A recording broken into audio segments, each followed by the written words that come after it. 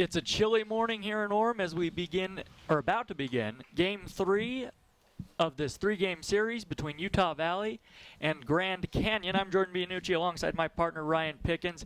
You're listening to Utah Valley Baseball on WolverineGreen.com. And Wolverines will try to get the series win today, the rubber game between these two clubs.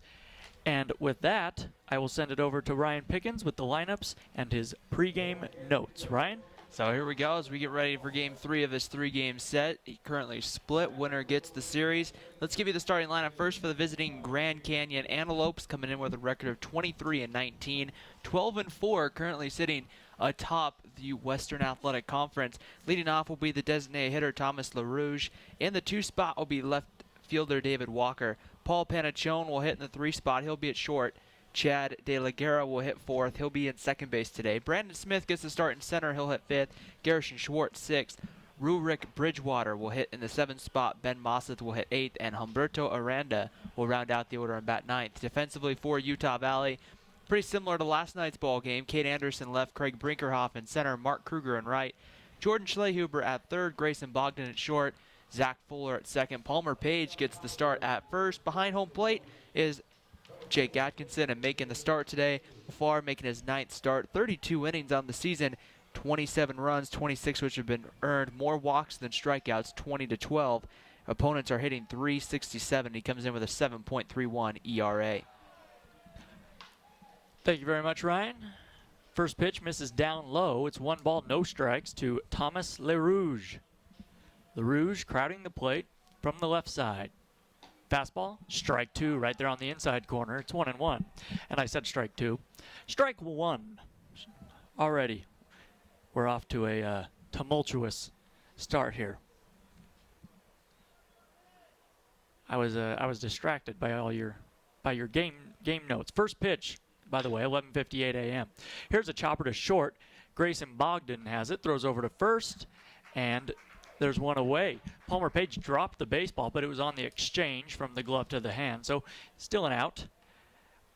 Thank you, Ryan, for that important information. Well, sometimes, Coach Madsen and, Coach Stankovic for Grand Canyon, they, give me just exactly what I need. In this case, it came in the starting lineup. So first pitch to David Walker misses away. 1 ball, no strikes.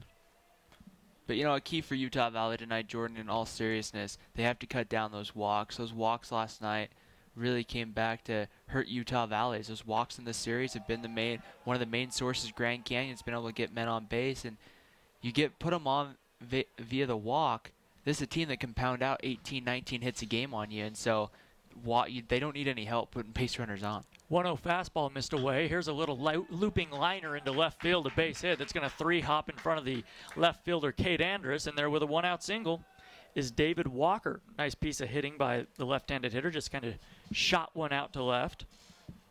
So that'll bring up Paul Panachone, the shortstop, with the runner on first and 1 out. We're just underway here in Orem. No score, top of the first inning between Grand Canyon and Utah Valley. Game time temperature is 45 degrees. It's a cool afternoon, or just double play depth all the way around the infield. Palmer Page holding on the runner at first. Here's a ball that misses down low again, 2-0.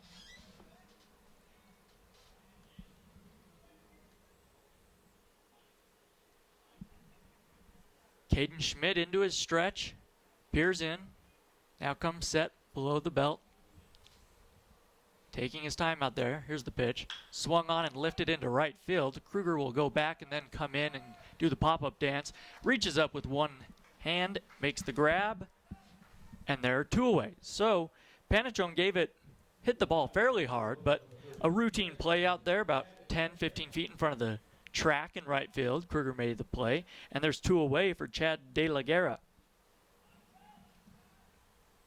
De La Guerra, the left-handed hitter, will step into the batter's box here. David Walker at first base. 0-0, top of the first. 2 outs. Here's the pitch. Swung on, line drive left field. Cade Andrews coming in, and he's going to let this one hop in front of him. A one hop. Andrews played it wisely. He thought about diving there, but held up as if he would have dove for that ball. I doubt he would have made the catch, and it would have probably rolled to the wall. So, line drive base hit, 2 hits in the inning. Walker moves into scoring position at second base. De La Guerra in there with a single at first, and here's Brandon Smith. Smith hitting from the right side. A righty-righty matchup now for Caden Schmidt on the mound. This Grand Canyon lineup is heavy with left-handed hitters. Showing bunt as a fastball misses up high was Smith. He pulled it back, though. 1 ball, no strikes. Smith hitting .355 on the year, and just like that, Dave Carter, the pitching coach, sees something he doesn't like and is going to trot out there and have a word with Caden Schmidt. Smith batting .355 this season, 37 RBIs, I beg your pardon, 2 homers for the center fielder. The wind blowing straight out, well, more towards right center at the moment. So if Smith could get a ball up in the air, hit it pretty hard, it would fly. And this meeting has taken a while out there between Dave Carter, the home plate umpire. Dan Payne heads out to the mound to break it up. And Payne, you don't see that very often. Dan Payne went and stood on the mound, and he didn't really break up the meeting between Schmidt and Dave Carter and Atkinson out there. Just kind of stood there. The umpire he needs to go out there and go, let's go. Let's play some ball.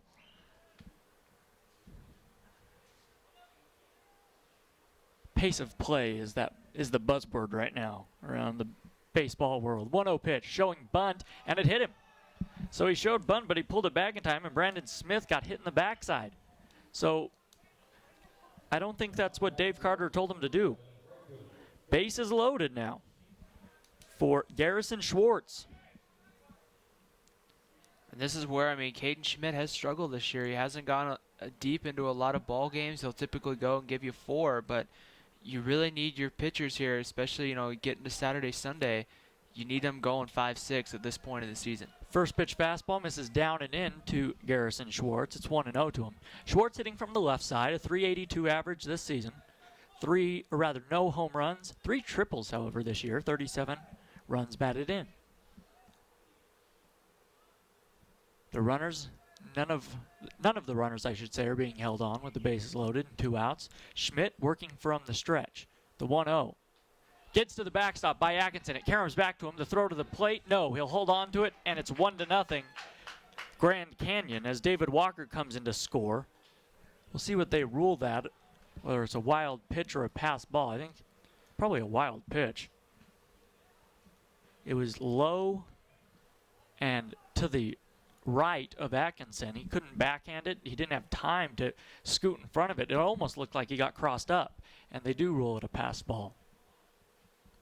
Oh, sorry, wild pitch. I beg your pardon. I meant wild pitch. Thank you, Ryan. Chopper to second. Charging is Fuller. He has it on a candy hop. Throws to first. Page has it, and the inning's over. So the Wolverines limit the damage. However, on 2 hits, the Grand Canyon gets 1 run. They leave 2 stranded. We head to the bottom of the first inning. Lopes 1, the Wolverines coming up. You're listening to Utah Valley Baseball on WolverineGreen.com.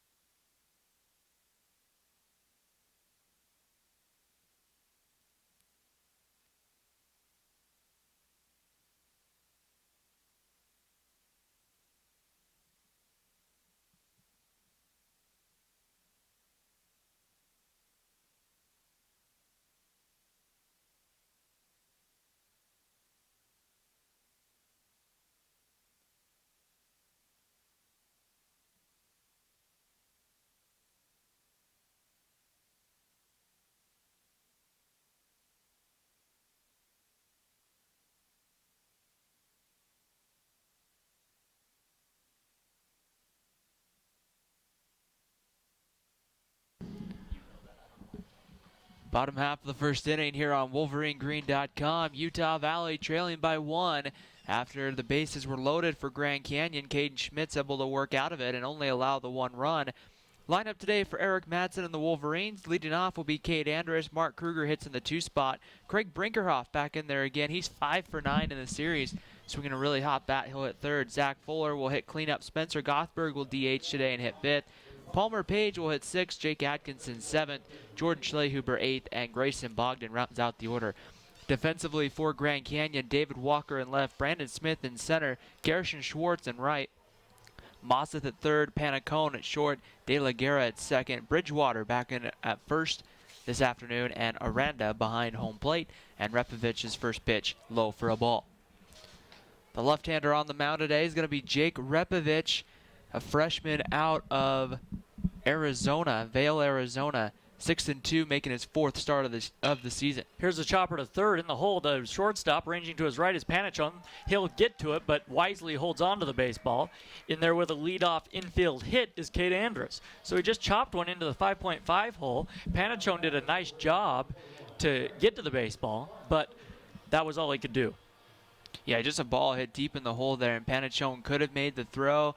And if he puts a great throw on it, maybe he makes the play close with Andrus, but he's not getting Cade Andrus in that situation. You'd have to have an arm like Andrelton Simmons for Atlanta to get that one. Here's a throw over. Cade Andrus back at the plate. The left-handed hitting Mark Kruger. Breaking news, Ryan, on the weather front. The sun has peeked out from behind the clouds, and it looks gorgeous. The grass all of a sudden glows in a bright green as a ball misses down and away to Mark Kruger. 1-0 to him. 1-0, Grand Canyon leading here in the bottom of the first inning. No outs. Andrus at first base. He's held on over there by Bridgewater. Playing about 10, 15 feet off the bag at third base is Mosseth, as Repovich throws over to first base.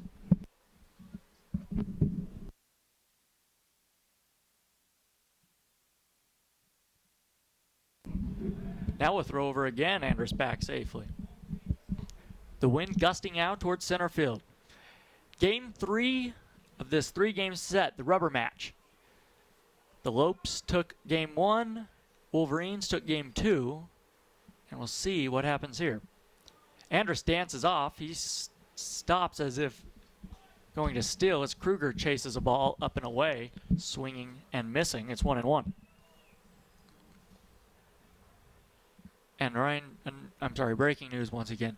The sun has gone back behind the clouds, unfortunately. I don't think it's breaking news if it's what we've had for the last 2 or 3 days. But, hey, I could be wrong as Andrus gets picked off. Throw over to first base, and Bridgewater tags Andrus on the back, and they got him.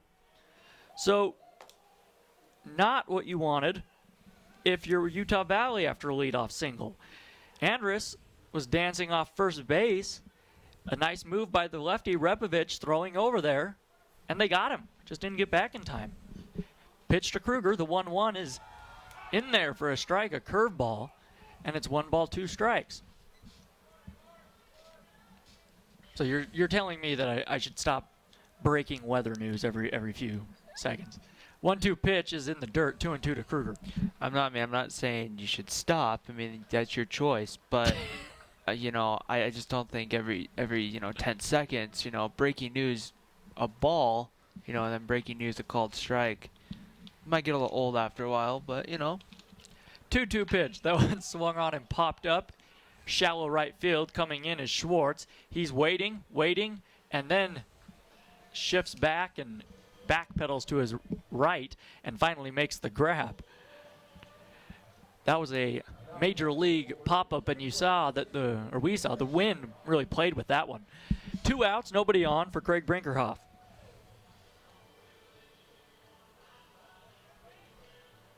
Brinkerhoff hitting from the right side, wide open stance. The pitch to him, fastball right there on the outside corner at 84 miles an hour, strike 1. Jake Repovich will not come with a high velocity. He'll just come with that mid-80s fastball. changeup and a curveball. That might have been the changeup there that misses down, and it's 1-1. Brinkerhoff, the right-handed hitter, his left heel, he's such a wide open stance, his left heel, his front foot, is on the line of the batter's box, and then as the pitch is thrown, he steps towards the pitcher. Popped up into right field, high fly ball. Schwartz is there, makes the grab, and the Wolverines go down fairly quietly after a leadoff hit. No runs for Utah Valley, nobody left. We head to the top of the second, 1-0, Grand Canyon.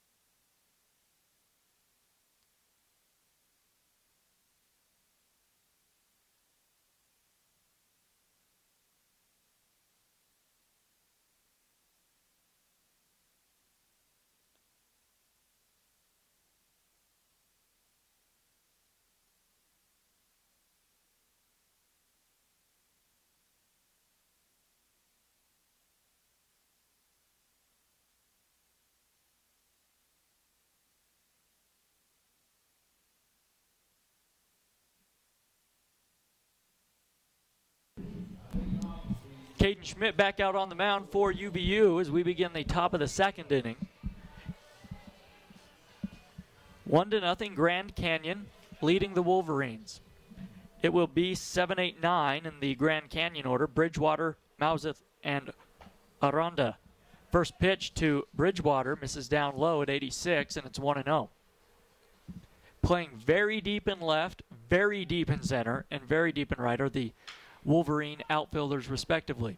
That one swung on and sliced foul, just getting onto the berm down the left field line, giving chase with Schlehuber, but just out of his reach. Schlehuber had a terrific effort at a foul ball like that yesterday, where he ran into the sidewall and hit his midsection and almost teetered over onto the berm and almost made the grab. Fastball, or I beg your pardon, a slider, misses down and in, and it's 2 balls, 1 strike. It was similar to the play that Derek Jeter made a few years ago when he went running over and then just kind of backflipped over the railing at Yankee Stadium. Fastball misses high and away. It's 3-1. Yeah, that was, if Schlehuber could have made that play, it would have been sensational. It reminded me a little bit, Arenado, his first name, Nolan Arenado. Yeah, Nolan Arenado, thank you. 3-1 pitch, swung on and hit into the left center field. This is hit well. On his horse is Andrus. Andrus reaches up and makes the grab. Oh, my goodness. Andrus covered a lot of ground there. He made a backhanded catch with his glove. Yeah, he made is that right? The backhanded grab, and then he tried to flip it to Brinkerhoff to throw it back in as they were crisscrossing. Brinkerhoff behind him. Unfortunately, Brinkerhoff didn't catch the flip. Andrus better be careful out there. First pitch fastball misses up and away to Mauseth. It's 1-0. Because if the umpires see that and they don't think Andrus completely made the catch, that's going to fall for a hit. He did not catch that for very long before he made that flip. Fastball misses away. 2-0 now to the left-handed hitting Mauseth. Mauseth hitting .229 this season. 7 runs batted in, no homers for the left-handed hitter. Fastball misses high. 3-0. Nobody on, 1 out, 1-0 Grand Canyon here in the top of the second.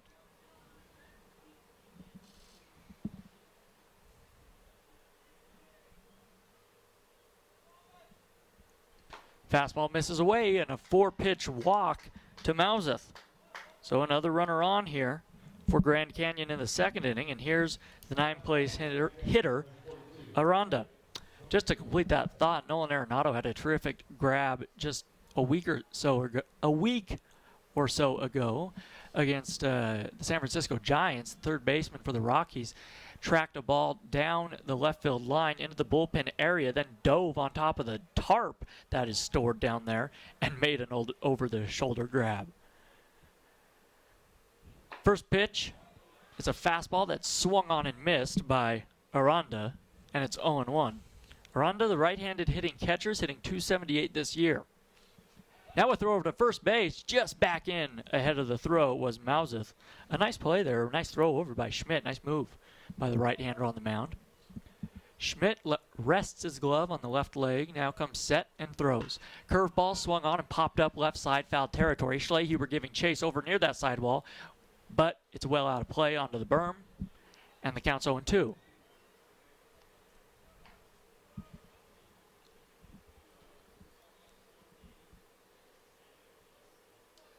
Utah Valley in the alternate black tops with the black lettering that reads Wolverines across the chest with the white stencil and black hats. 0-2 pitch, swung on, line drive, base hit into center field. Coming in is Brinkerhoff. He picks up the ground ball. Heading to second and staying put there is Mauseth. Aranda in with a base hit, and just like that, Grand Canyon has two men on with only one out, and here comes Thomas LaRouge, the top of the order for GCU. Yeah, that's just a fastball left up in the zone, and whenever you're going to elevate that fastball, it's, you know, just a pitch that a hitter can hit. And right there, Aranda being the 9-hole hitter, he had 2 hits in yesterday's ball game. Now he comes through with another one. This is their Grand Canyon lineup, 1 through 9. They can all hit the baseball. For them, you know, as a team to score as many runs and have as many hits as they have been able to have, they can hit the baseball. You can't leave pitches up in the zone. Here's LaRouge, the big left-handed hitter, designated hitter. First pitch, breaking ball misses away, and it's 1 ball, no strikes. So Caden Schmidt would love nothing more than a ground ball here with runners on first and second and 1 out. 1-0, Grand Canyon leading the Wolverines. We're in the top of the second. Schmidt taking his time, now throws. Fastball chopped to first, foul. It was slowly hit, so they wouldn't have been able to turn 2 either way, but well foul. 1-1 to LaRouge. Thomas LaRouge, a .345 average this season, a .405 on base percentage, no home runs, 10 RBIs. Righty against the lefty. LaRouge crowding the plate, the 1-1. Fastball catches the outside corner, strike 2 called. 1-2 the count now to Thomas LaRouge. On deck is David Walker. Again, the outfield very deep. Playing a hair to the left in center is Brinkerhoff. A big gap in right center for the lefty at the plate. Here's a pop fly into shallow left center field, though. It's going to drop in front of Brinkerhoff, who plays it on 1 hop. He throws in. It's cut off by Palmer Page. And the bases are loaded once again for the Lopes here in the second inning. And that ball off the bat, I thought it was going to hang up there for a minute for Brinkerhoff, but really died out there.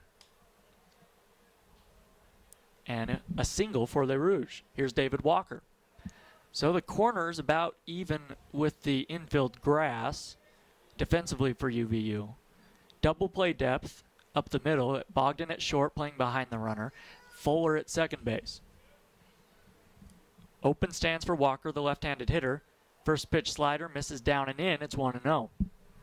The hard part about this situation is you have no place to put Walker, and then you get Panachone and De La Guerra coming up in the on-deck circle, and these are guys you don't want to face with anybody on base, really, much less with the bases full. 1-0 pitch. Curveball outside. So now Schmidt has fallen behind Walker. 2 balls, no strikes with the bases loaded. I can't imagine David Walker would be swinging away here.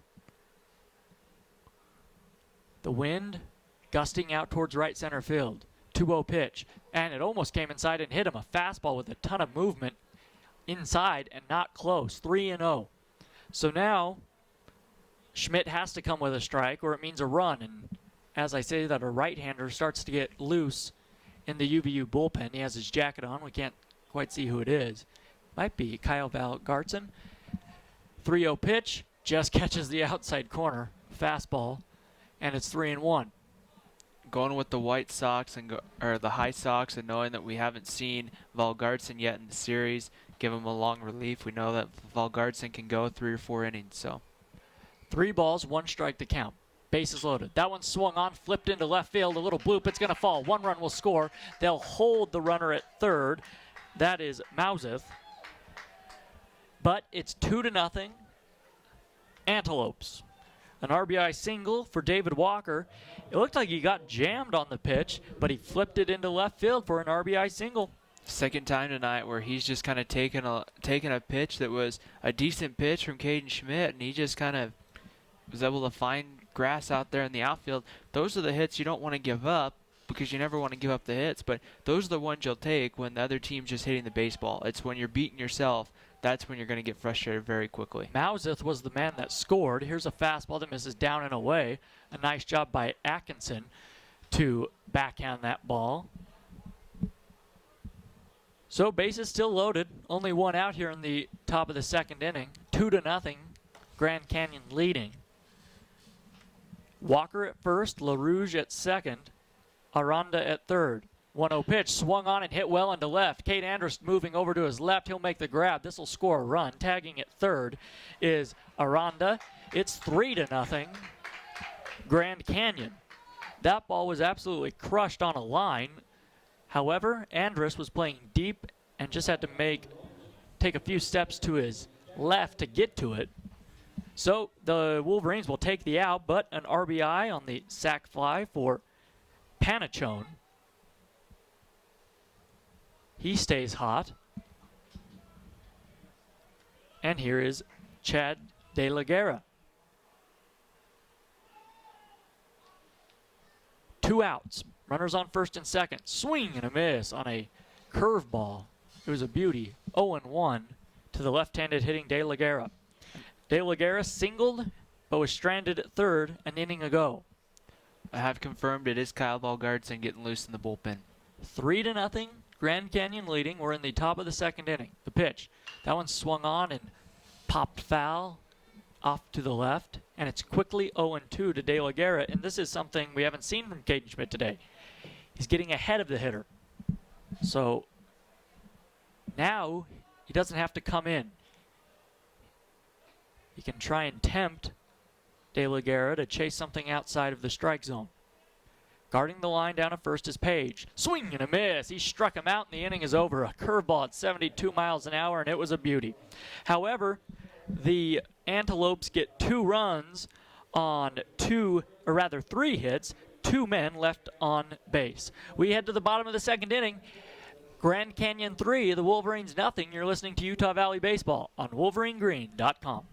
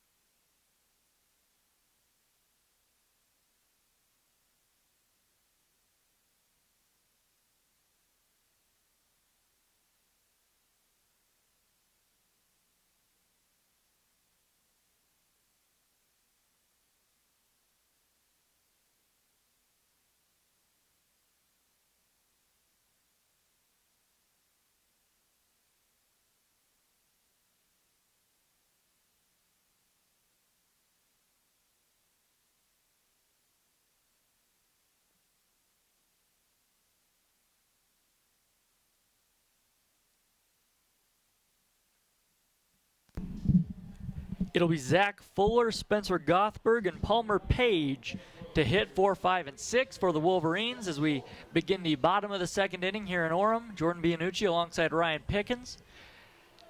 Utah Valley Baseball on the World Wide Web. Grand Canyon leading Utah Valley 3-0. The lefty back out on the mound, Jake Repovich for the Lopes. Ball misses down low. It's 1-0 to Fuller. Fuller, a .284 average this season. 1 home run, 14 runs batted in for the second baseman. Hitting from the right side, bent at the knees, the pitch to him. Swing and a chopper over the leaping third baseman heads. That's Mouseth. Fielding it behind him was Panichone, but in there with an infield single is Zach Fuller. That's how the first inning began for UVU. Cade Andrus had a infield hit, then was promptly picked off at first base. That one, again, Ryan, shows that Mouseth is a terrific defensive third baseman. That was just too high, just couldn't get to it.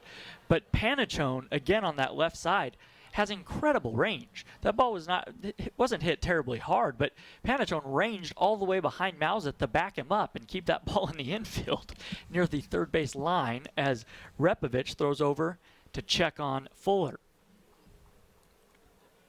Fuller has stolen one bag this season. He's been caught once. Right-handed hitter up there is Spencer Gothberg, the DH. The pitch to him. Swing and a ground ball, a chopper to the third baseman, Mouseth. This could be two. Over to second, on to first, double play. Mouseth, a nice job to get the ball to De La Guerra at second. De La Guerra, a nice turn. And just like that, Fuller is erased from the base paths. And there's two away. 5-4-3 if you're scoring at home. That's a great turn there by Mouseth at third. He just puts it right over the bag, and then De La Guerra at second base doesn't have to, all he has to do is pivot and throw over to first. So. First pitch swinging is Palmer Page down the first base line. Diving over the foul line is Bridgewater. He throws to the pitcher covering Repovich underhand, and they get the out. What defense from Grand Canyon. Sensational. Fast, not scorched, but definitely not hit slowly down that first base line, diving headlong behind the first base bag. Bridgewater, a terrific play. Then Repovich, nice job covering to get the speedy Page. And the second inning is over for the Wolverines. They trail 3-0. We head to the top of the third. It's Utah Valley Baseball on WolverineGreen.com.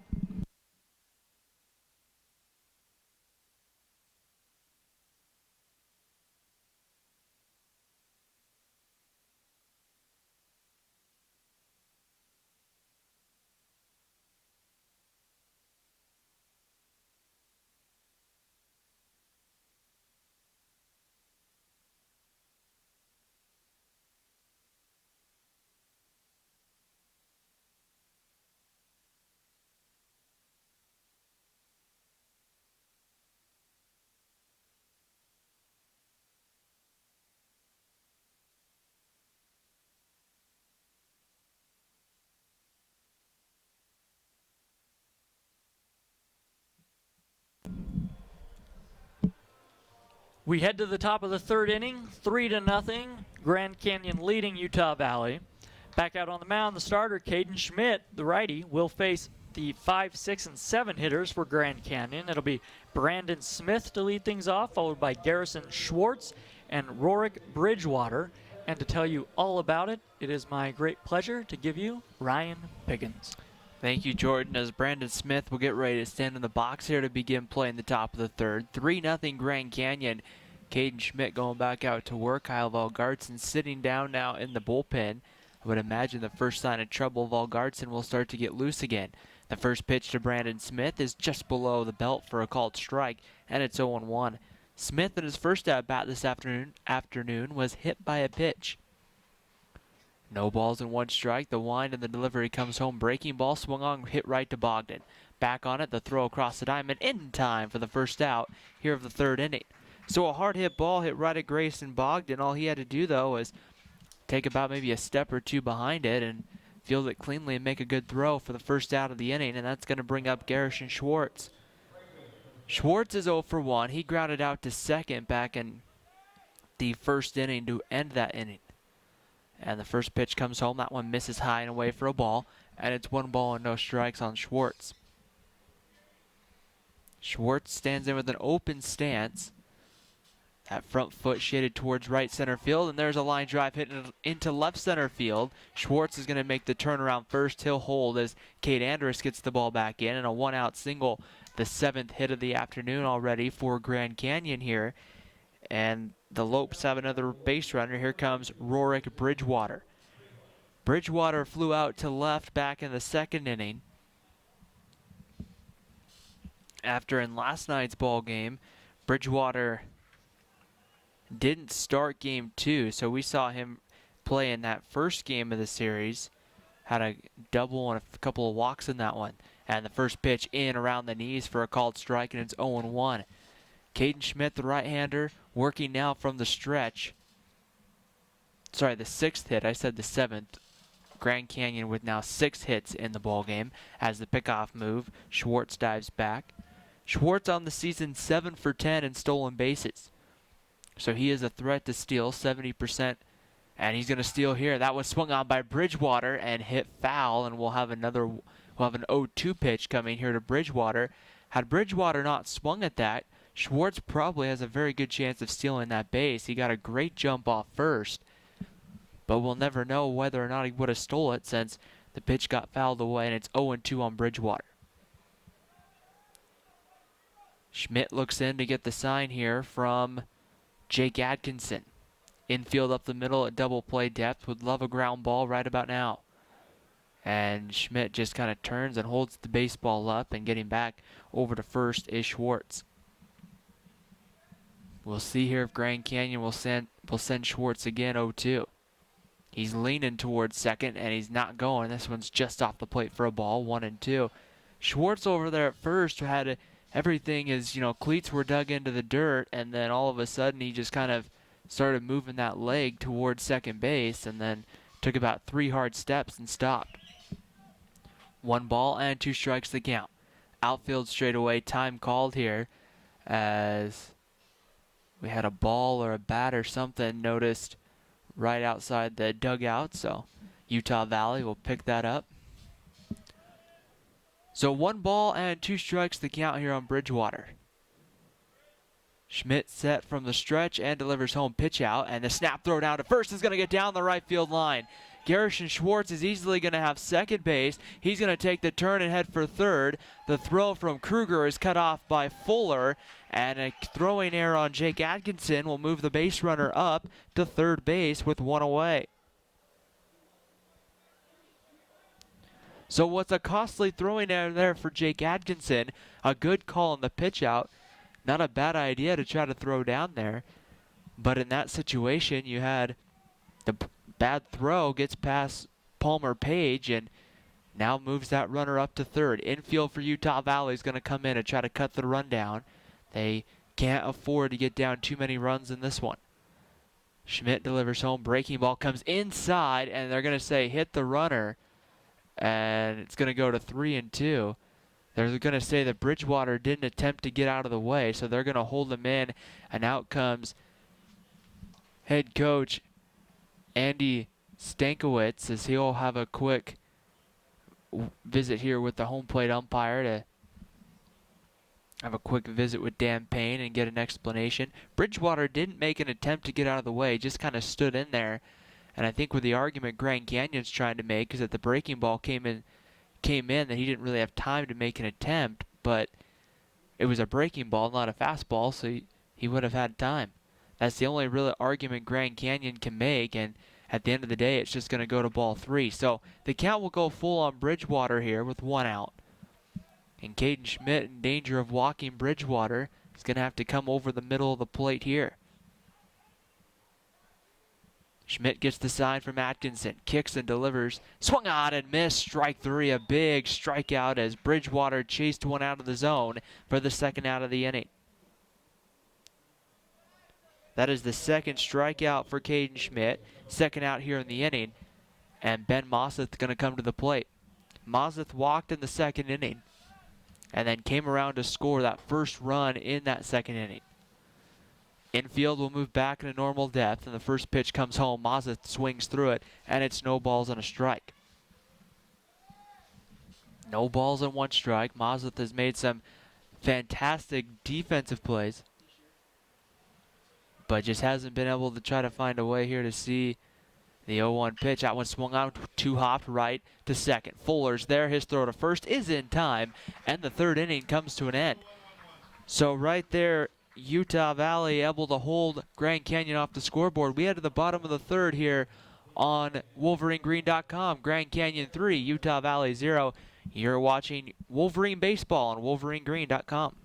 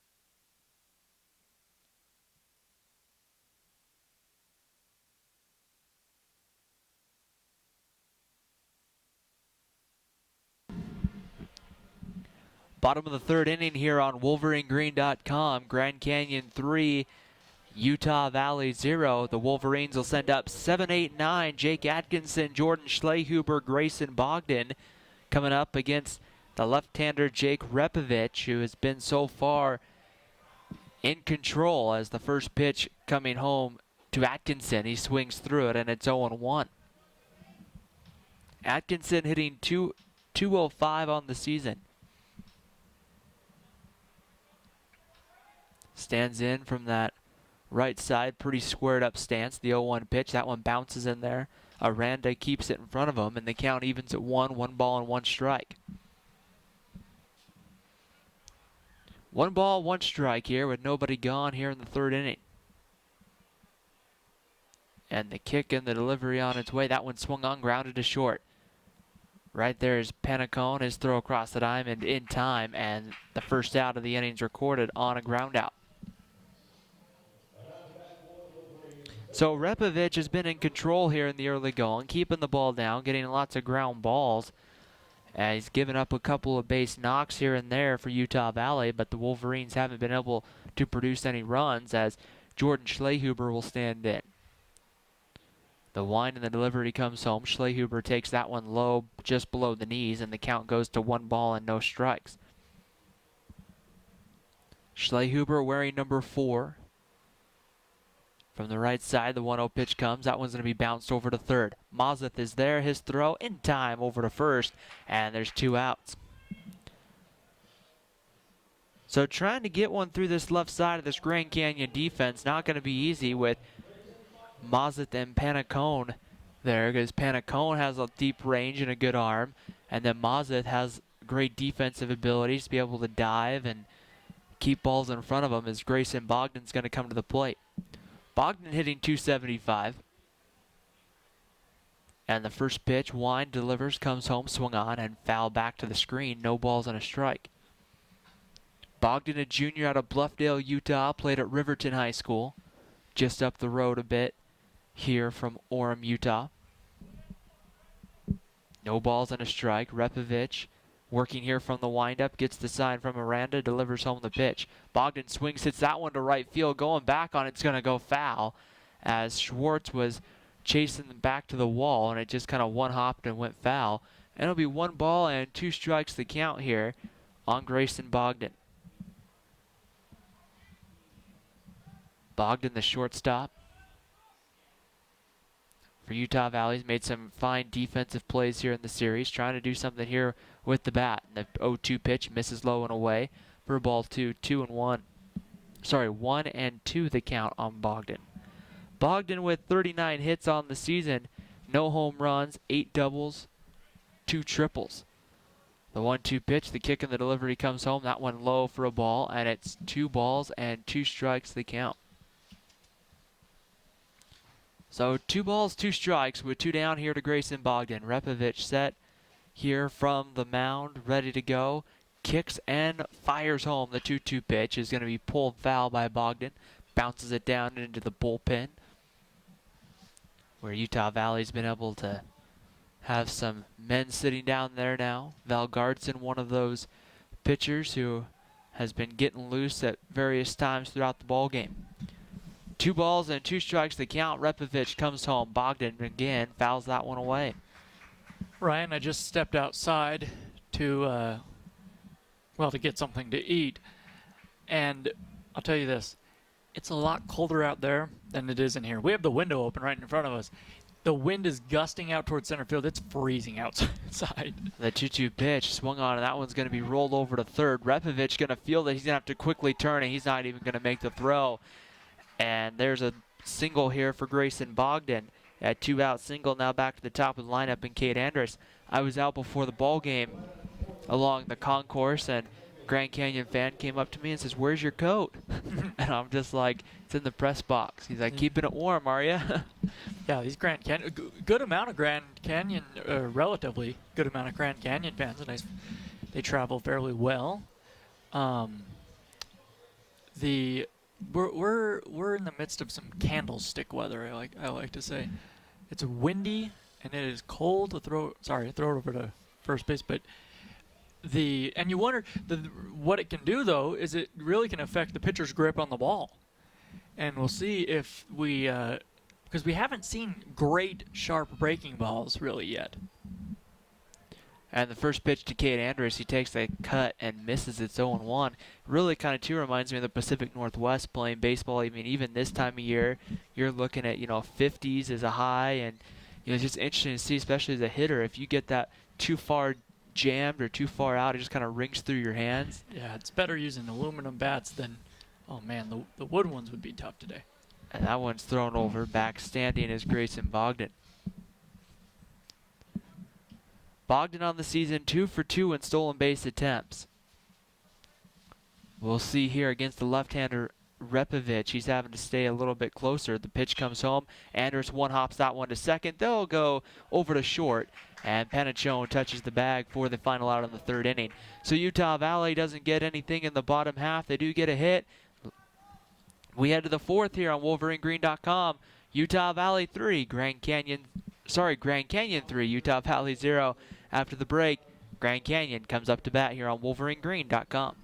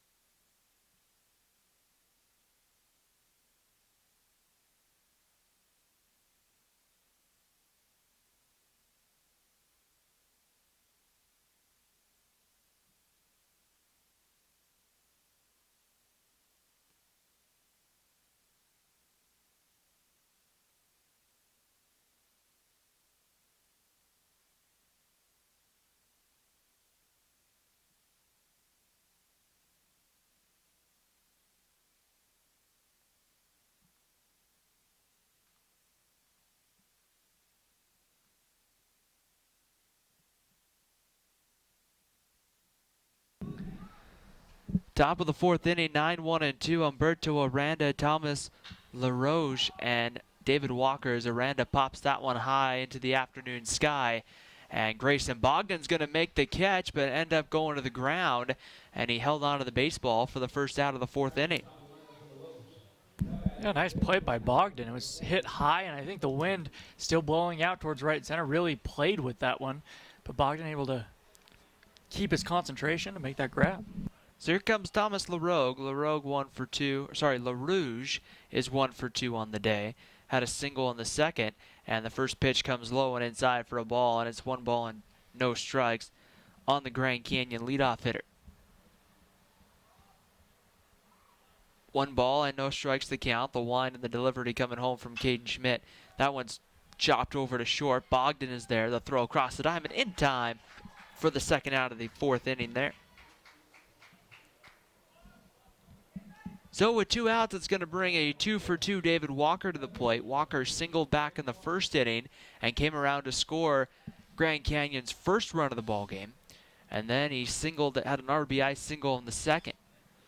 So 2 for 2. Walker now got his average up to 327. Both of those hits coming to the left side. And the first pitch high above the belt for a ball, and it's 1-0 to Walker. Walker's an important hitter because you get Paul Panachone on deck, who's hitting over 400, or right at 400 coming into today's ball game. The 1-0 pitch misses on the outside corner, and it's 1-1. Then you have the always dangerous Chad De La Guerra to follow. 1 ball and 1 strike. The right-hander sets, winds, and delivers home. That one right on the outside corner, and it's 1-2 the count now on David Walker. Caden Schmidt, the right-hander, looking for that big strikeout pitch. Looking into Jake Atkinson, gets the sign, kicks and comes home, and that one swung on and line foul, and we'll do another 1-2 pitch. Grand Canyon in the gray tops, gray pants, purple numbers, and purple lettering that says Lopes. Maybe black. It's purple or black, one of the two, a dark color. The 1-2 pitch on the way. That one stays high, evens the count at 2-2. Utah Valley in the green tops and white pants. Black tops, white pants, green on the lettering is what I was thinking. 2 balls and 2 strikes. The kick and the delivery comes home, and that's just off the plate for ball 3, and the count goes to 3 balls and 2 strikes on David Walker. Walker will take a step out of the box and then just take a practice cut or two, and now steps back in. 3-2 pitch on its way home. Swung on and grounded to third. Schlehuber up with it cleanly. His throw across the diamond in time. And Grand Canyon goes 1-2-3 here in the 4th. The Wolverines come up. They have some work to do. We'll find out what they can do after the break, where it's Grand Canyon 3, Utah Valley 0. You're watching Wolverine Baseball on WolverineGreen.com.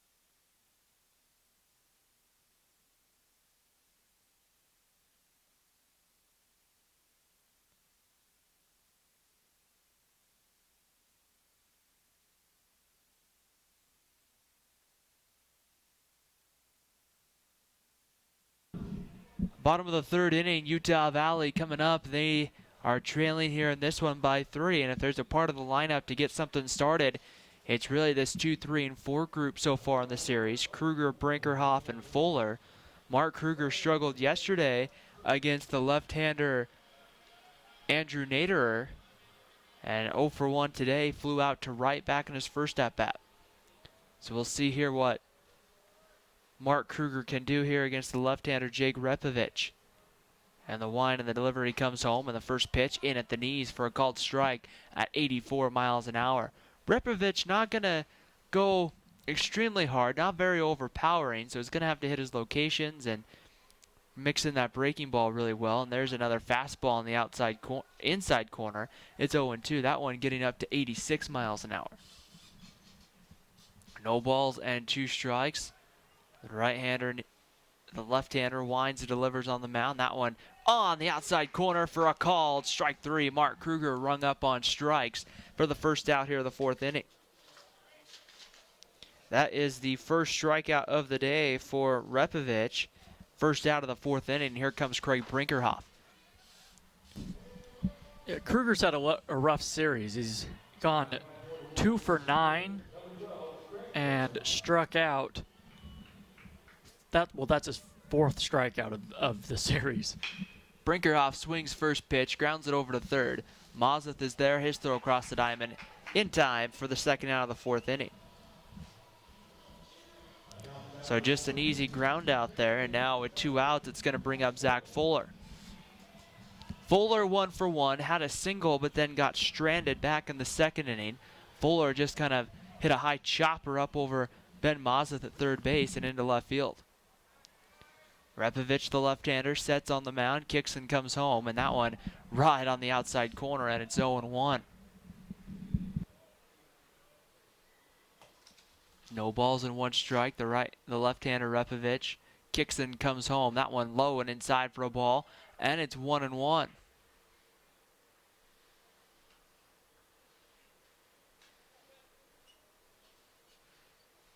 One ball and 1 strike to count. Repovich comes set, gets the sign from Miranda, comes home. That one low and inside, ball 2. And it's 2 balls and a strike on Zach Fuller. Fuller hitting .291 on the season, hitting .262 with 2 outs in an inning. The 2-1 pitch kicks and comes home, and that one's going to be swung on and tapped over to first. Fielded cleanly, the flip over to Repovich, who covers the bag, is in time, and the 4th inning comes to an end for Utah Valley. So the Wolverines go 1-2-3 here in the 4th. We head to the 5th after the break. Grand Canyon 3, Utah Valley 0. You're watching Wolverine Baseball on WolverineGreen.com.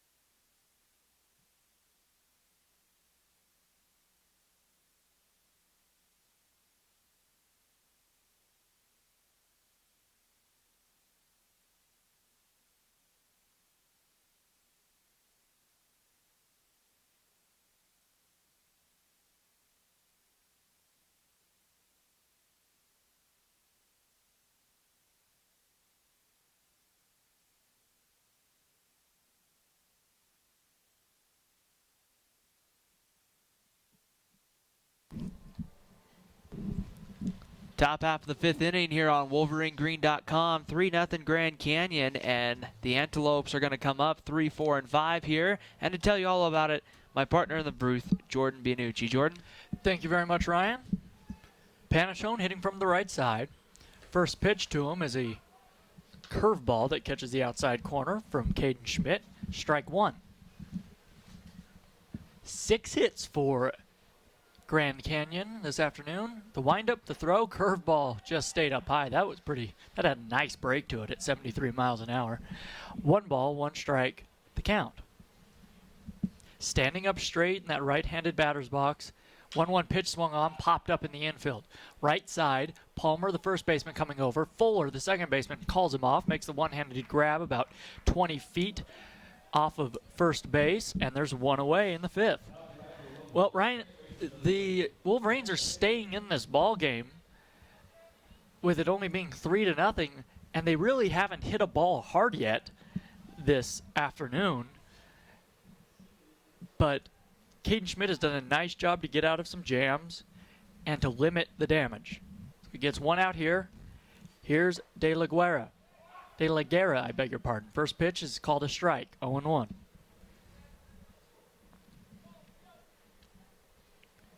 A chilly afternoon here in Orem. There's a little chopper off the hands back to the pitcher. Schmidt throws over to first base, and quickly there are 2 away here in the 5th inning. 3-0, Grand Canyon leading UVU. Base is empty, 2 outs for Brandon Smith. Smith was hit by a pitch back in the 1st. He grounded out to shortstop in the 3rd inning. He's 0 for 1. He's hitting .353 on the year. The right-handed center fielder will grab a handful of dirt and rub it between his palms. Now we're ready to go. The pitch swung on, line drive, base hit, left center field. Andrus was playing so deep against nearly the wall. That one is going to roll into the alleyway. Brinker, the center fielder, had to come way over to get it. Sliding into second base is Smith with a 2-out double. The slide completely unnecessary. That he was in there all the way. That ball was just a line drive that really just found a nice place out there. Had Andrus been playing where perhaps a more normal depth rather than right up against the warning track, he may have been able to cut that ball off a little quicker. No matter. Runner on second base for the left-handed hitting Garrison Schwartz. First pitch to him. Fastball up high.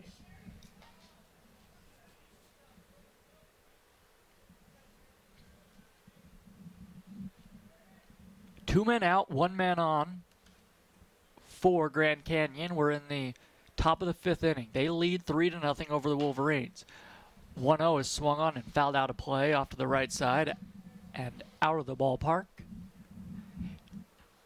Here in Brent Brown Ballpark, you have just one level of seating that extends from the end of each dugout, and then there's a grassy berm that extends from the third base dugout all the way into left center field. That one's hit deep to right. It's on its way. It's off the bottom of the wall. One run will come into score. Into second base with an RBI double is Schwartz, and it's 4-0 Grand Canyon. That ball was hit very well, and the wind certainly helped it carry. It looked like it might get out of here, but just hit the base of the wall out there near the Vaza Fitness sign. Kruger played it off the carom. But with 2 outs, Grand Canyon comes up with another run. They lead 4-0. And here's the big hitter, Rurik Bridgewater from the left side, standing up straight.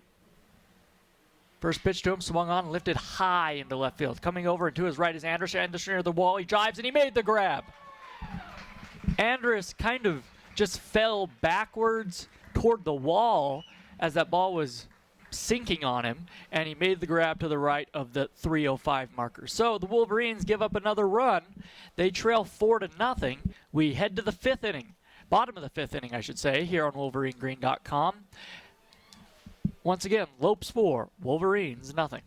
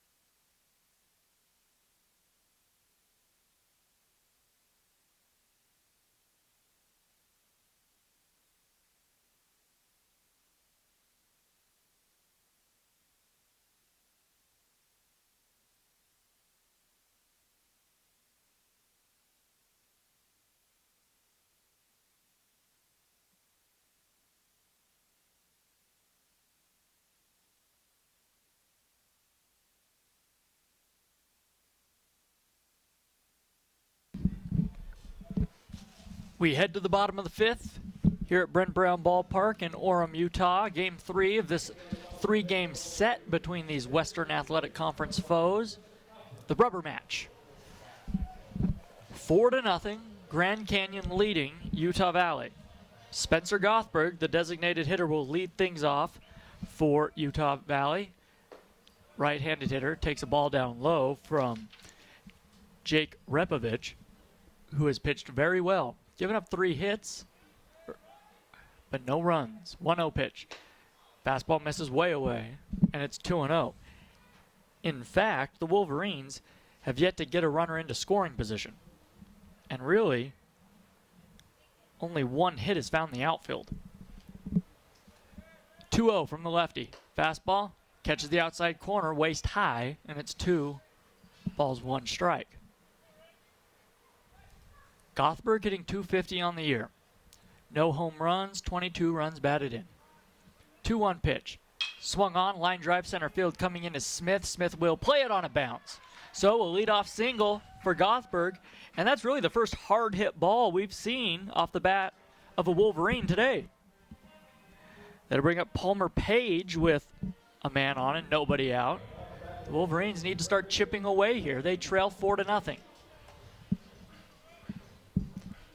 Remember, fans, our next broadcast will come to you Tuesday night here from Brent Brown Ballpark as Brigham Young makes the 15-minute bus ride over from BYU here at Brent Brown Ballpark. A 6 p.m. start Mountain Daylight Time. First pitch is a fastball on the outside corner to Page. Lefty-lefty matchup, I should say. Now a throw over to first base. Back in standing easily was Gothberg. Gothberg dancing off there, trying to get the lefty, Repovich, to perhaps think about him over there. Pay a little more attention. A short lead held on by Bridgewater. Repovich checks the runner, now comes home. Fastball misses away.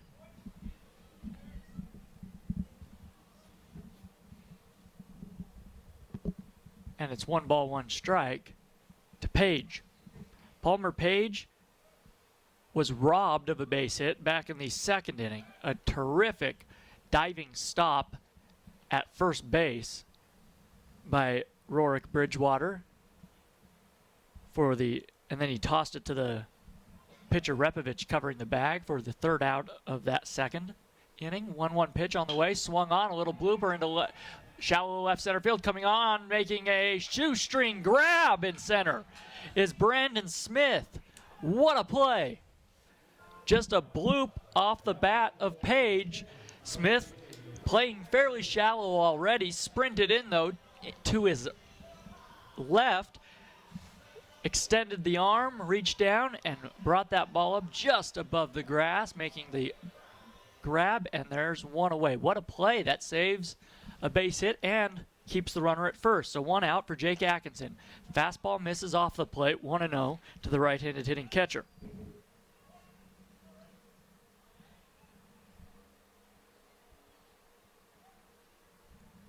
Peering in is Repovich, working from the stretch. Checks the runner, now will step off, time taken.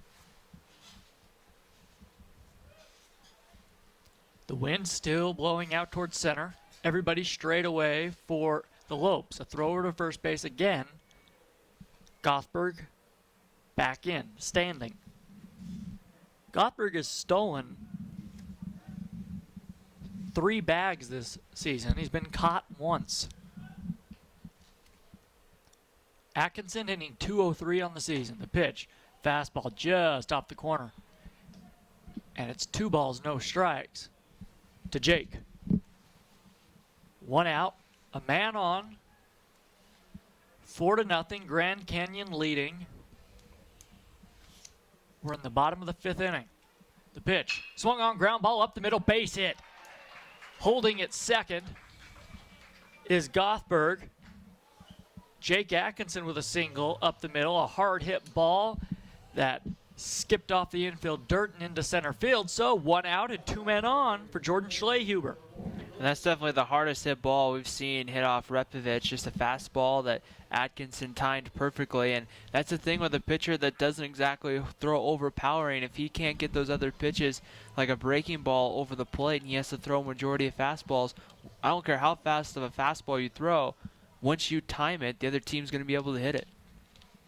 Absolutely. So we'll see if Repovich starts throwing the breaking stuff a little more, working that in.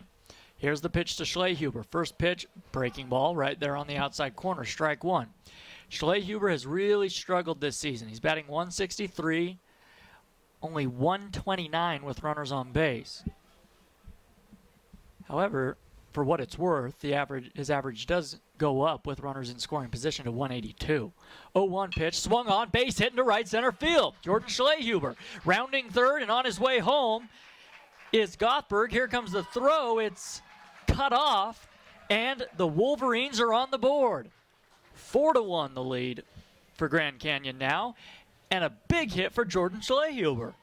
Just as you said it, Jordan, he seems to have a lot better luck with runners in scoring position, and right there, just a ball that's hit out there into right center field. There's no way that De La Guerra is getting to that or any of the outfielders, and all Spencer Gothberg had to do was score on that. I don't necessarily think you saw I don't think De La Guerra and Panicone really saw the ball coming in or saw the runner coming around, because when that throw came in, they cut it off. If they would have turned, they would have probably had to play at the plate. Here comes Nathan Choate, the pitching coach, to have a word with Jake Repovich on the mound. So the Wolverines rallying here in the 5th inning. They trail 4-1 to Grand Canyon. Runners will be on first and second.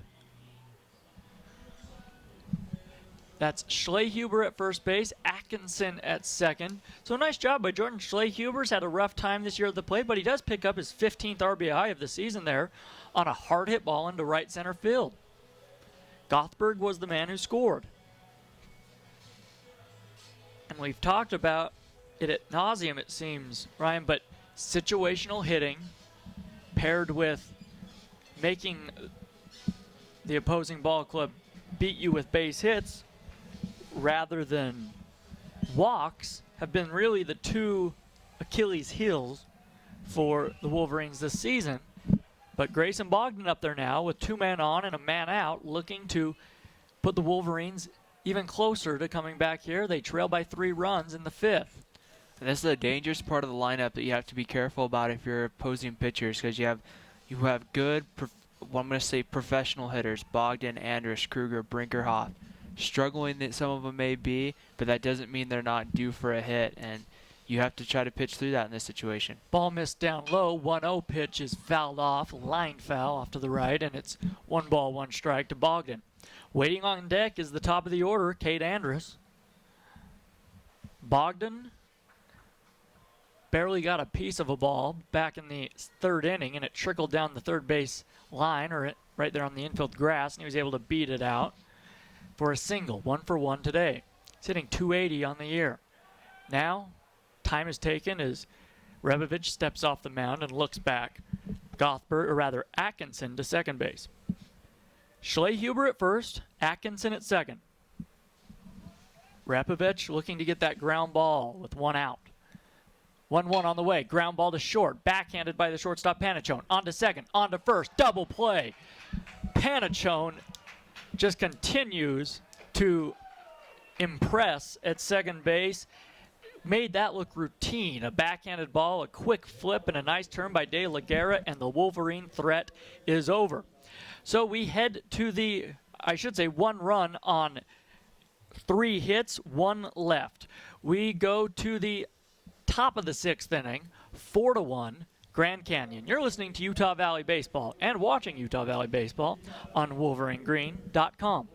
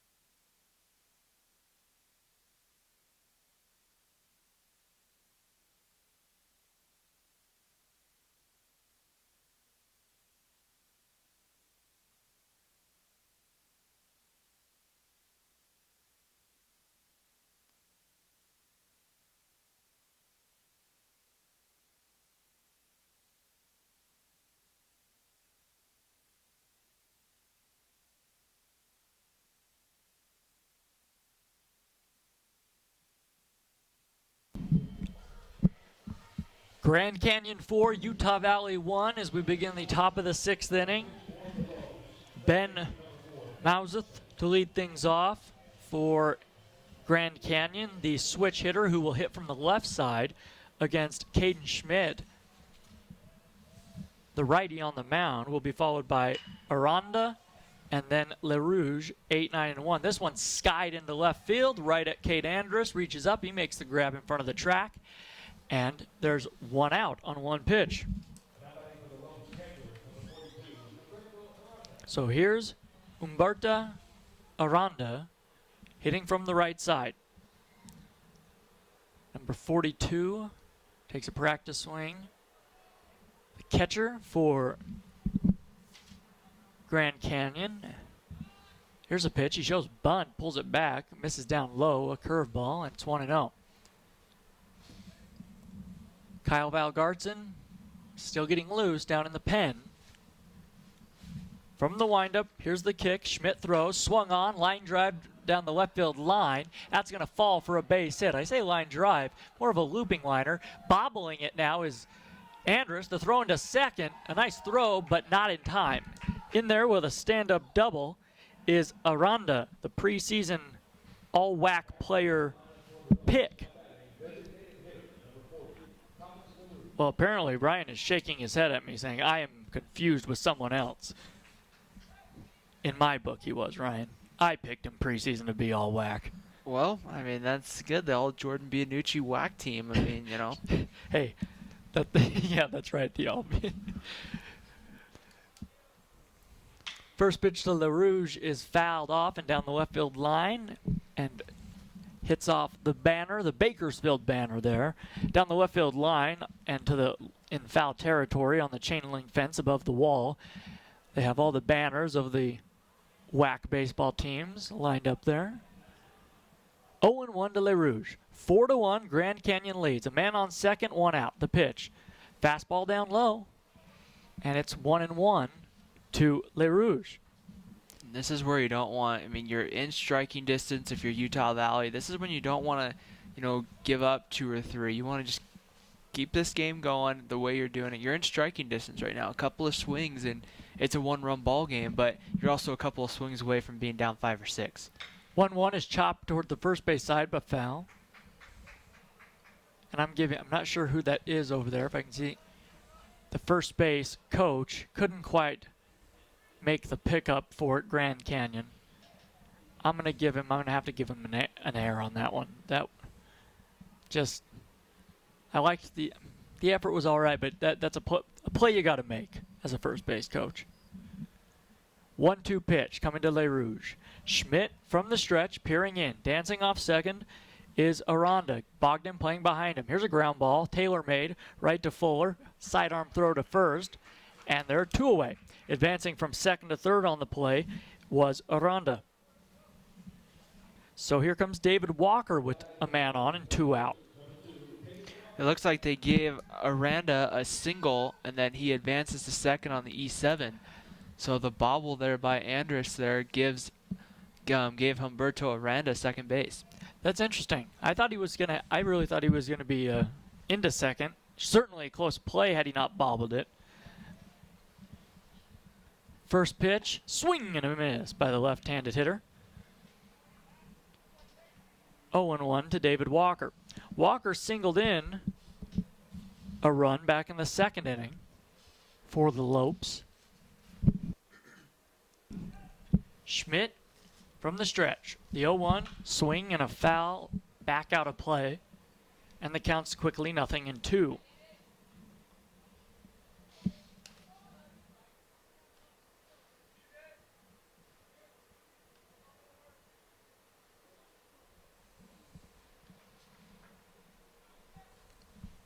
Schmidt peering in, taking his time. Atkinson giving him the signs. Schmidt has what he wants. The 0-2. Curveball swung on, lifted, bloop into right center field. Coming over is Brinkerhoff, makes the grab. And that was one where the wind really held that ball up there for Brinkerhoff. He was shading the batter toward left center and had to come a long way to make the grab, but he did just that. So the Grand Canyon Antelopes get a hit, however, they leave him stranded, no runs. We head to the the bottom of the 6th inning, I beg your pardon. 4-1, Grand Canyon. You're listening to Utah Valley Baseball on WolverineGreen.com.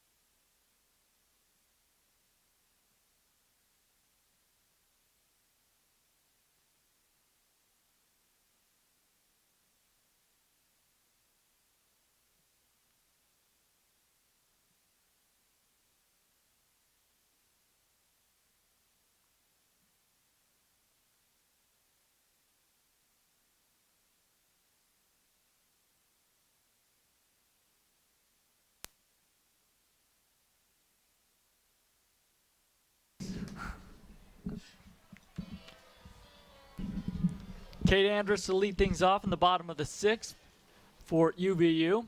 4-1, Grand Canyon leading. First pitch is a cutter that misses down and in. 1 ball, no strikes to the Utah Valley leadoff man. He'll be followed by Mark Kruger and then Craig Brinkerhoff. The pitch to him. Ball misses down and away, 2-0.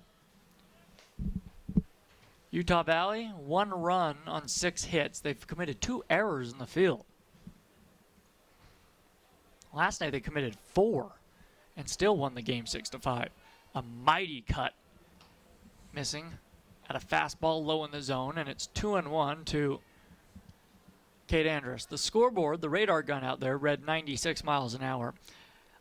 I don't think that was correct. The windup, ground ball to the right of the second baseman, Chad De La Guerra, and into right center field.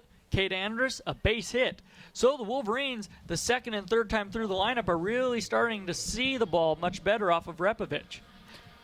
Yeah, and that's good. I mean, that's what you want. It's just as you say that, Jordan, a right-hander going to start getting loose for Grand Canyon. This is not one Grand Canyon really wants to let slip away. I mean, you know, it's kind of hard to think because, well, yet the Grand Canyon doesn't qualify for postseason play. They still want to be able to say, hey, we won the regular season title. Absolutely. First pitch curveball falls in there for a strike to Kruger. 0-1 to him.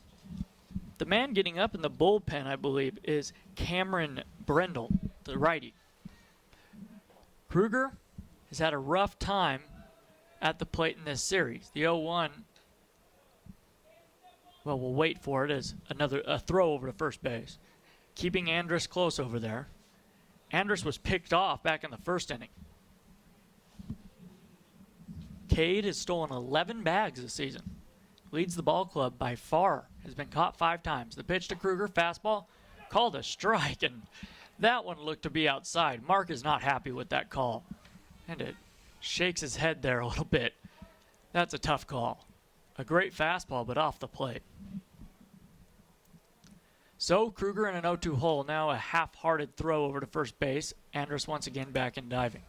A couple of scores from around the WAC. North Dakota leading Sacramento State 2-1 in the 8th. I mean, Sacramento State could end up dropping that series as well, and that's got a really big effect here on Utah Valley as well. I'll explain more in a moment. 0-2 pitch, fastball misses just off the plate, and that looked almost better than the one they called a strike. It's interesting, lefty on lefty matchup here. Repovich against Kruger, and the center fielder Brandon Smith is playing in left center field. There is a huge gap in right center field, I beg your pardon, for the lefty Mark Kruger to drive a ball. Breaking ball misses away. It's 2-2. Now, because the reason why the North Dakota Sac State game has such an effect here on Utah Valley is Utah Valley has the tiebreaker with Sacramento State, but Utah Valley goes to play North Dakota in a couple weeks. Those teams have been, you know, kind of in this 3-way tie kind of log jam from 4, 5, and 6. So potentially Sacramento State loses that one, UVU wins. Sacramento State falls from 4 to 6 potentially.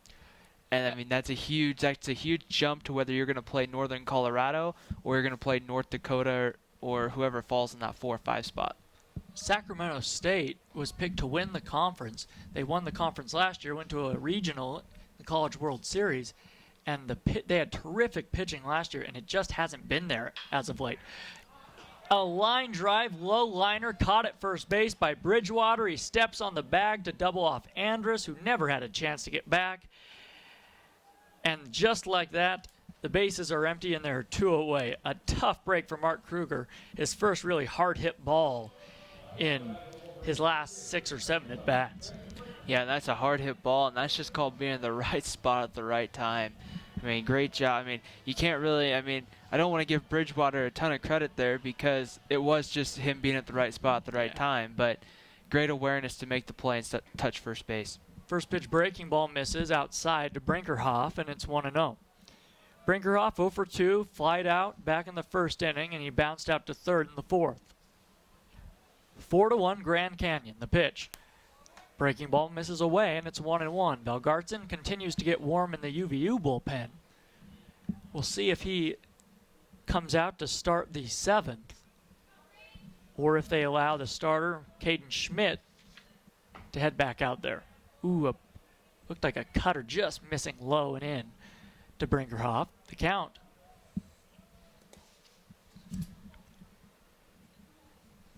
2-0 the count. Fastball right down the pipe, and it's 2 balls, 1 strike. Another interesting score, bottom of the 6th, down in Edinburgh, Northern Colorado 3, University of Texas Pan American 3. So that could be an interesting race there as well. 3-1 to Brinkerhoff is grounded to short, playing it as Panachone, ranging to his left, and he bobbled it. And Panachone, that'll be an error. As soon as he reached down for the ball, he was so casual and didn't really bend at the waist or excuse me, didn't really bend his knees, just really bent at the waist as if it was going to come up and he was going to easily have a play, and it popped out of his glove, I should say. Well, there's a ground ball he fielded in last night's ball game, or I guess yesterday afternoon's ball game, where he fielded it and was just so relaxed and throwing it over to first that Cade Andrus beat it out. You could have made a case there, I think, that should have been an error, but better to give Cade Andrus the hit there. Did they give him a hit on that one? I thought they gave him an error. I want to say they did. Let me check. I think it's an E6. It should be. No, not on this last play, but the play last night, Jordan. Oh, I'm sorry. We're getting our wires crossed here. 1-0 pitch, throw over to first base. Brinkerhoff back. So the error on Panachone creates an opportunity here for UVU, trailing by 3 in the bottom of the 6th inning. A man on, 2 out. The 1-0. Fastball misses away. 2-0 to Zach Fuller. Gothberg waits on deck. Panachone, we've talked about it all series. Panachone, along with everybody really for Grand Canyon, has been so solid defensively. Panachone just a little too casual there, ranging up the middle and trying to make a pretty play. 2-0 catches the outside corner, and it's 2-1. Fuller on the year, hitting .288. 14 men batted home, 1 homer.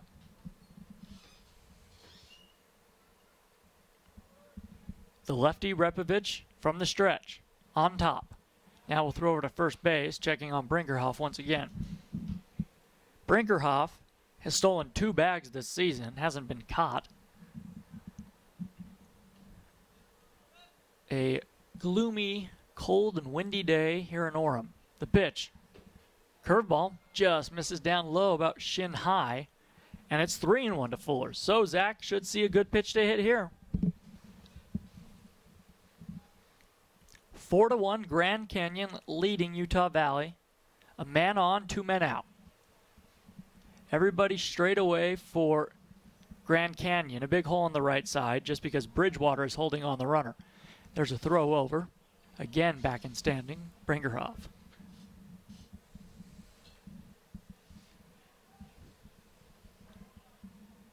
Playing straight away and left is Walker. A big gap in left center field.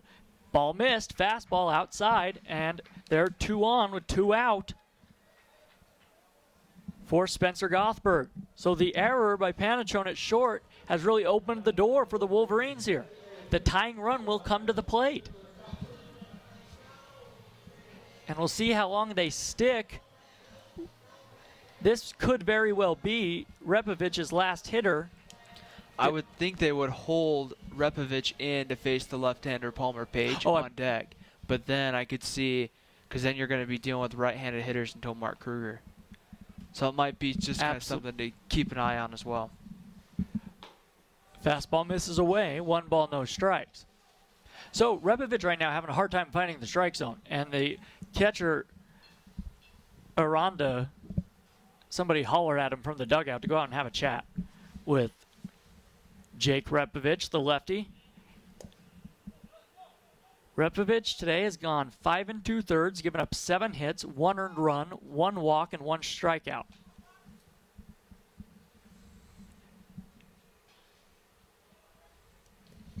He's had 1 error behind him that occurred this inning with 2 outs and nobody on. Runners at first and second. 2 outs, 1-0 pitch. Gothberg takes a breaking ball down and in, and it's 2-0. So 6 straight balls thrown now by Repovich.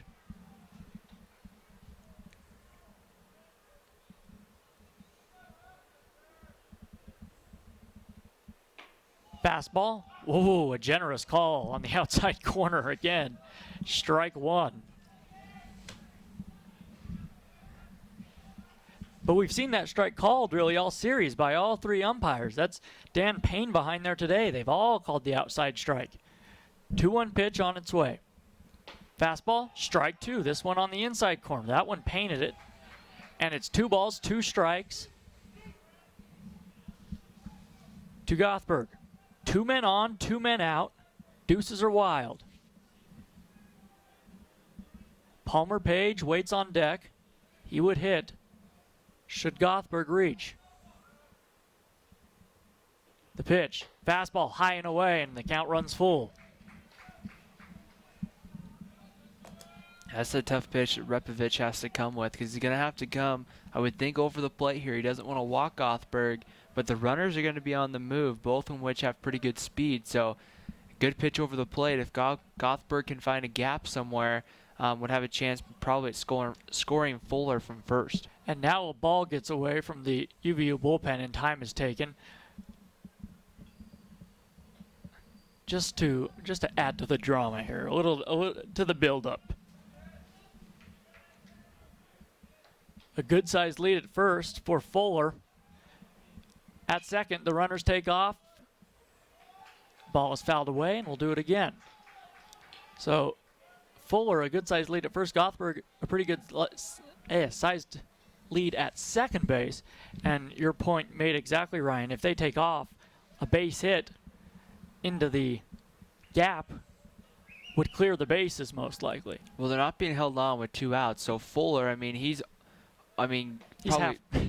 halfway to second base by the time that ball even gets to Gothberg's bat. As he fouls this one back to the screen. So Gothberg battling here. Utah Valley's had good success 5th, 6th, 7th innings against the pitchers in this series against Grand Canyon, but also the last couple of series, fighting back later on in the ball games. And I think it's been something we haven't mentioned enough about how much they fought, especially in these middle innings after the starters have gone 4 or 5. There go the runners. That one swung on and hit well to right center field. Going back, they're looking up. It's off the bottom of the wall. Brinkerhoff will come in to score. Fuller will come in to score. And in there with a 2-out, 2-run double is Spencer Gothberg, and it's a whole new ball game. 4-3 Lopes. That ball, the wind definitely helped that ball. It was hit very well out to right center field, and it just kept carrying and hit at the base of the Utah Valley baseball Thanksgiving point sign out there. Fielding it was Brandon Smith, the center fielder. So on a 3-2 pitch after a terrific at bat by Spencer Gothberg, he doubles in a couple runs. And the Wolverines have the tying run at second base. Palmer Page, the lefty, at the plate facing Repovich, the lefty, on the mound. The pitch to him. Swung on. They jammed him. Charging it first is Bridgewater. He has it. Tosses to the pitcher, Repovich, covering. And the inning is over, but not before the Wolverines score 2 runs on 3 hits. They leave a man stranded. We head to the top of the 7th, 4-3, Grand Canyon leading. You're listening to Utah Valley Baseball on WolverineGreen.com.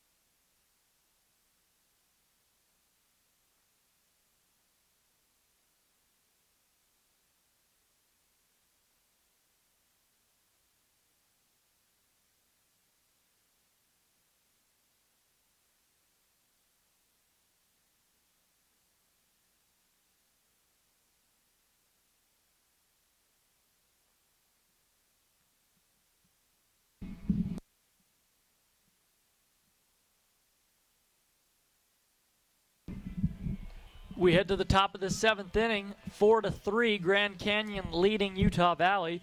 New right-hander on for the Wolverines. It's Kyle Valgartson. Valgartson .356 earned run average. He's 1-3 on the season.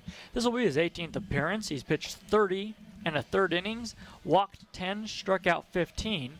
Opponents are hitting .278 against the right-hander. Valgartson really the Wolverines' #1 guy out of their bullpen as he takes his warm-up throws here.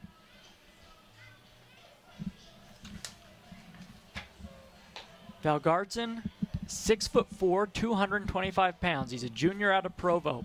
Went to Provo High School, just 15 minutes away from here. He will face the heart of the Grand Canyon order. It'll be Paul Panachone, Chad De La Guerra, and Brandon Smith. And with the play-by-play, here is Ryan Pickens. Thank you, Jordan. A timely move made by Eric Madsen and the Wolverines to go to Valgartson to face this heart of the order. And Paul Panachone stands in there and takes a fastball at the knees, and it's no balls and a strike. First time we've seen Valgartson in this series. Breaking ball, the slider comes in over the middle, and it's 0-2. Panachone, a fly out today, sacrifice fly, and a pop out, so he's 0 for 2 with the RBI. Lefty and a righty getting loose down there in the UVU bullpen as Panachone lines that one into right center field. That's going to fall. He'll take a long turn at first, and he'll hold with a leadoff single in the 7th inning. So Panachone gets on, and that's going to bring up Chad De La Guerra. Yeah, Patty Wolf and Eric O'Gean getting warm out there in the UVU pen. We saw both of those pitchers getting loose in yesterday's ball game, but neither of them came in. So here comes De La Guerra coming to the plate here, nobody out. And the first pitch is going to be swung on, grounded right to Bogdan. This should be 2. Bogdan touches second for 1, throws to first in time, and the 6-3 double play is recorded, and quickly 2 outs here in the 7th inning for Brandon Smith. So a very timely double play, 1 pitch, and he gets the ground out on the double play. And now that's going to bring up Brandon Smith. Smith doubled and scored in the 5th, grounded out, and was hit by a pitch. He's been on all series long. He has had himself a very nice series, had himself a couple of hits in yesterday's ball game for Grand Canyon.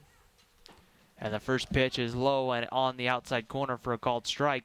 No balls and a strike. 4-3 Grand Canyon, top of the 7th inning. Right-hander getting loose down there for Grand Canyon. And the 0-1 pitch stays high, and that one goes off Atkinson's glove and goes to the backstop. The right-hander's been getting loose down there for Grand Canyon for a while.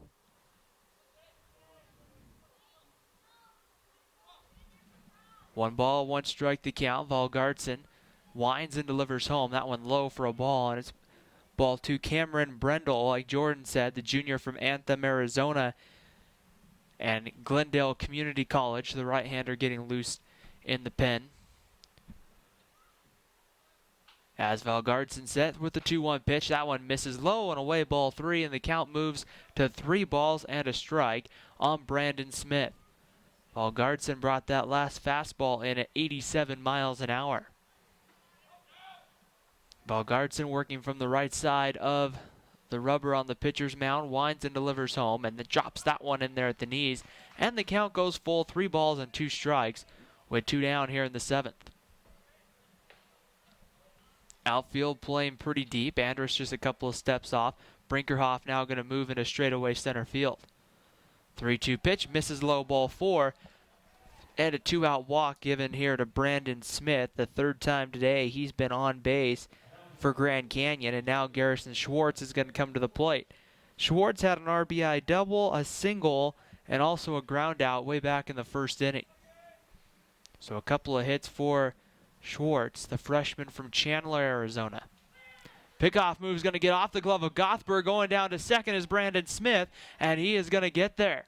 So the pickoff move came and just mishandled it was Palmer Page, and when it came off his glove, it rolled toward the Grand Canyon dugout, and quickly moving up 90 feet was Brandon Smith. So Grand Canyon gets a man here in scoring position, and associate head coach Dave Carter going to go out and have a quick word with Valgartson here. In the on-deck circle, it's Rowrick Bridgewater. So a couple of lefties here for Grand Canyon. Third base coach for Grand Canyon now comes in to have a quick word with the hitter and will make his way back to the third base coaching box. Tuesday night, BYU comes here to Brent Brown Ballpark, a 6 o'clock first pitch.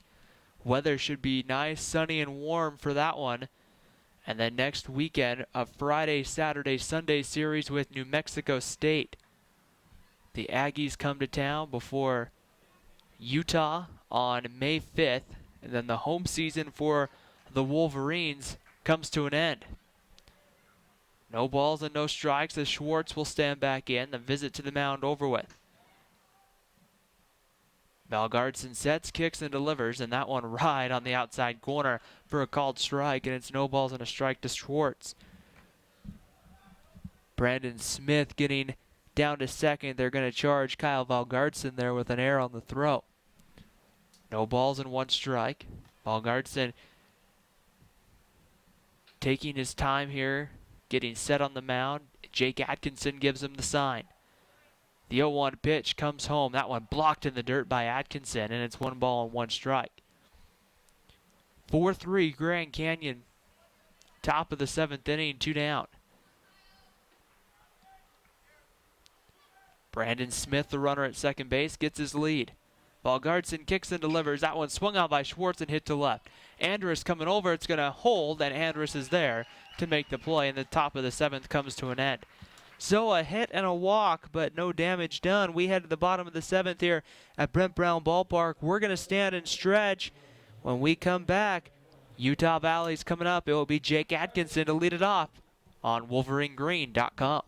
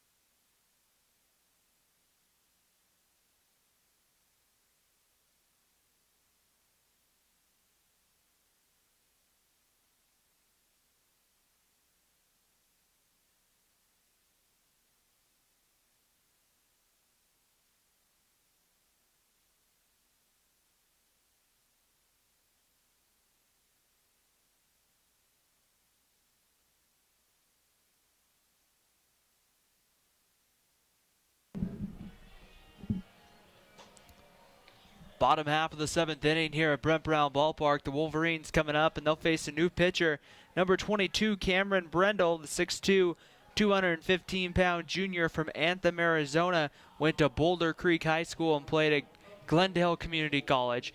The right-hander's 3-3 on the season, 44 2/3 of an inning. Has given up 32 earned runs, 18 walks to 30 strikeouts. As he will step up, his ERA this year is 6.45, and he'll face 7-8-9 in the first pitch in there on the inside corner for a called strike to Jake Atkinson. So Atkinson wearing number 19, 1 for 2 today, had a single in the 5th and grounded out back in the 3rd, and the 0-1 pitch is in there, and it's quickly no balls and 2 strikes on Jake Atkinson. Jordan Schlehuber and then Grayson Bogdan to follow against Cameron Brendel. Brendel set, the 0-2 pitch comes home, and that one misses for a ball. And it's 1 ball and 2 strikes to count here on Jake Atkinson.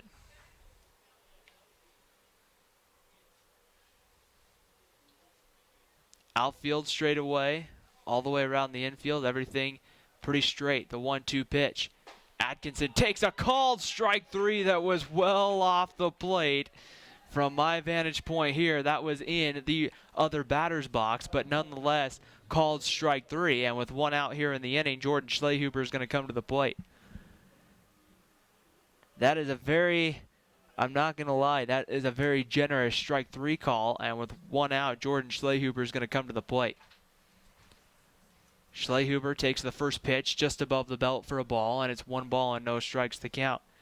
Schlehuber is grounded out and then had a nice RBI single in the 5th inning on a ball he hit to right center field that just kind of split the outfield. 1-0 pitch is swung on and popped up foul, and will even the count at 1 ball and 1 strike. Schlehuber at times this season has strung together some very good at-bats, and just other times in the year just hasn't been able to kind of keep everything going. The 1-1 pitch on its way, swung on and popped up down the line, but that's going to go foul, and we're going to do another 1-2 pitch. 1 ball and 2 strikes to count on Jordan Schlehuber. Utah Valley can tie the game with 1 swing in the bat. And the 1-2 pitch to Schlehuber. Breaking ball called. Strike 3 on the outside corner. That slow kind of slider curveball combination there just kind of dropped in and get Schlehuber caught looking. The second strikeout for Brendel.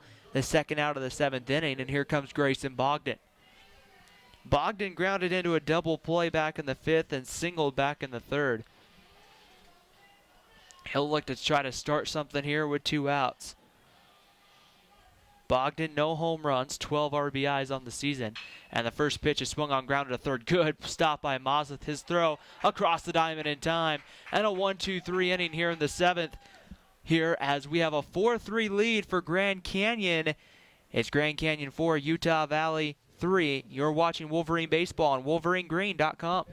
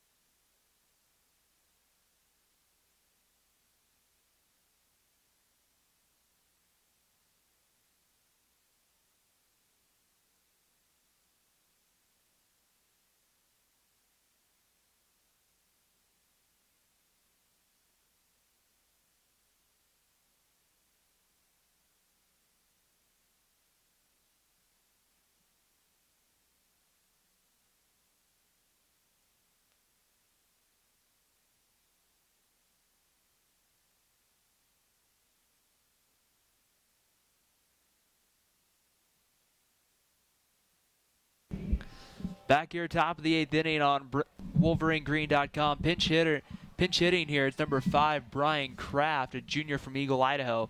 And he swings and hits the first pitch to left field. Going back on it is Andrus. He's under it, and he'll make the catch for the first out of the inning. And there's quickly 1 away here in the top of the 8th inning. And I'll send it now over to my partner in the booth, Jordan Bianucci. Jordan. Thank you very much, Ryan. So 1 away for Ben Mazeth, as Kraft is retired on 1 pitch.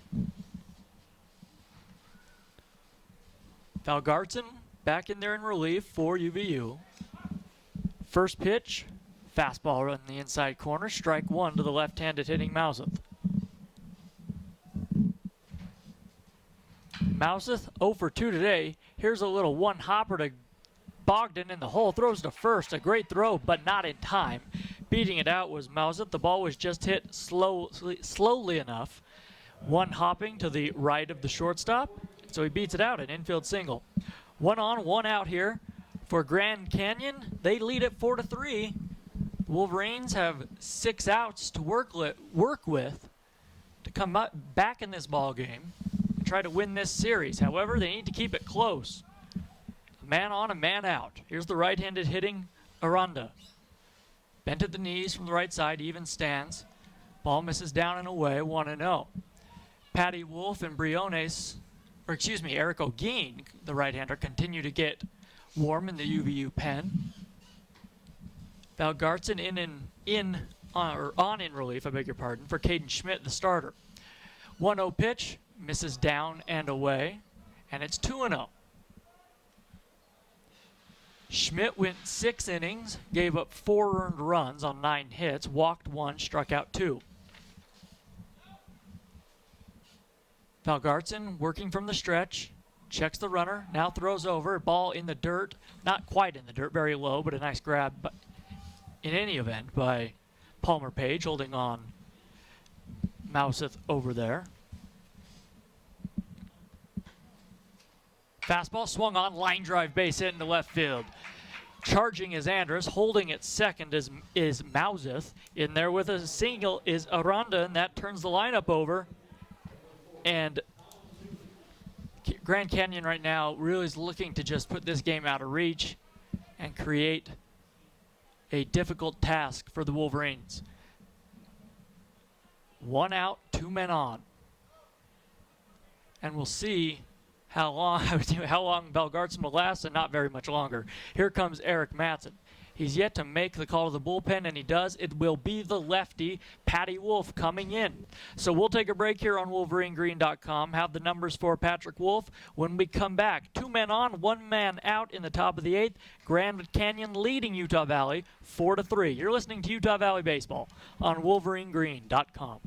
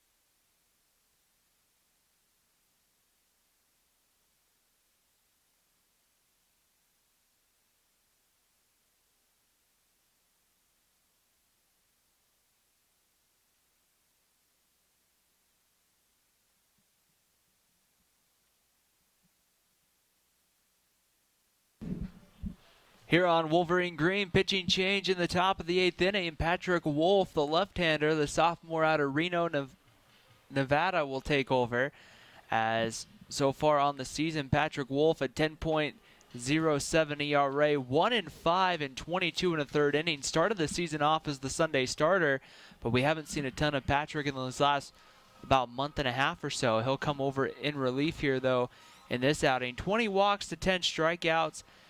5 doubles, 1 home run allowed on the season, 25 earned runs, over 29 runs. And here's kind of the striking number. It sticks out to me, Jordan. 29 hits, 29 runs. So for every hit he's allowed a run, that's not the best number in the world, as he's going to have to face the top of this Grand Canyon lineup. And we know exactly from the way Grand Canyon swung the bats in this series that 1 through about 6 is very dangerous. So 2 runners on here. Patrick Wolf will get to face 2 lefties to begin. First is LaRouge, and he takes a strike right there on the outside corner. 4-3, Grand Canyon leading Utah Valley. Top of the 8th inning. 2 men on, a man out. The inning all began with just a harmless fly out to left field, but 2 consecutive singles later, and here we are. The 0-1 from Wolf.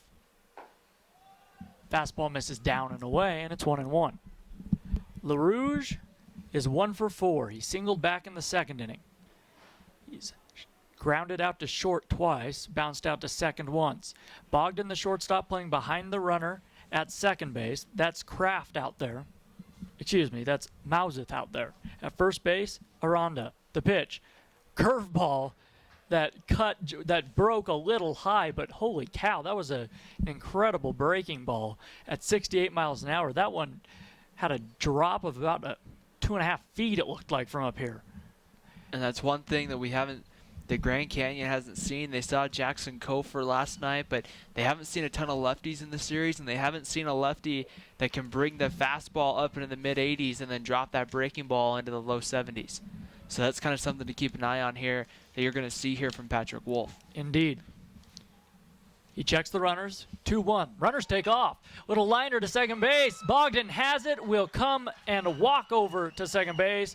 Touch the bag, and the inning is over. So the Wolverines catch a break on the hit and run, and we will head to the bottom half of the 8th inning. 2 hits, 1 nobody left, no runs. The Wolverines coming up, they will have in the order the top of the lineup. Andrus, Kruger, and Brinkerhoff. They trail by 1, 4-3. You're listening to Utah Valley Baseball on WolverineGreen.com.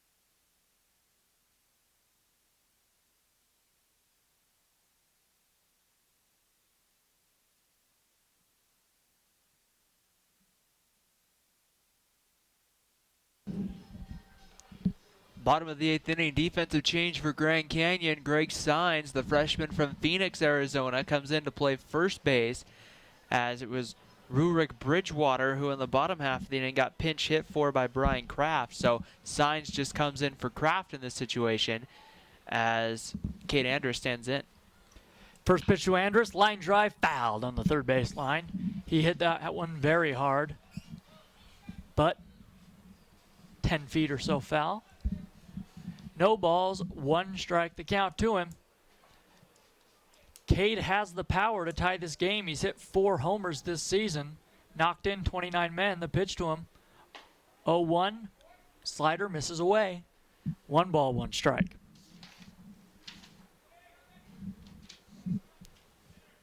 Cameron Brendel on the mound for Grand Canyon. The righty throws. Fastball misses off the plate, and it's 2-1.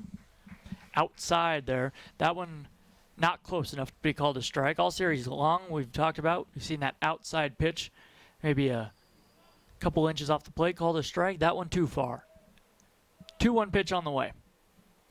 Down and away again. 3-1. So a good hitter's count here. Jordan, it's gone final in North Dakota. North Dakota 2, Sacramento State 1. So North Dakota moves to 10-8 on the season, and Sacramento State. 3-1 pitch misses way outside, and Cade Andrus, the tying run is on with a leadoff walk. Sacramento State falls to 9-9. So now, no matter what happens in this one, Utah Valley won't fall. They'll actually move up depending on what happens here. Because if they win this one, then they're 10-8, and they can move up into as far as 4th. But if not, they're going to move up to at least 5th and pass Sacramento State. So a big at-bat here that makes this at-bat ever more important as Kruger comes to the plate. A lefty warm in the pen, but they're going to stick with the right-hander Brendel. Facing Kruger. Tall left-handed hitter. The pitch to him. Fastball right there on the outside corner. Strike 1. We've mentioned Mark has had a rough series tonight, or rather this afternoon. He's 0 for 3. However, he hit the ball somewhat hard to the first baseman in his last at bat, but right at him. Andrus at first, time taken on the mound. Stepping off was Brendel. Brendel comes set, chest high. Now a quick move, throws over. Andrus back in diving. Andrus led off the game with a single, but then was picked off by Jake Rebovich. So he's being extra careful over there. Has good speed. Kruger has good power. Only hitting .271 on the year, but he does have 2 homers.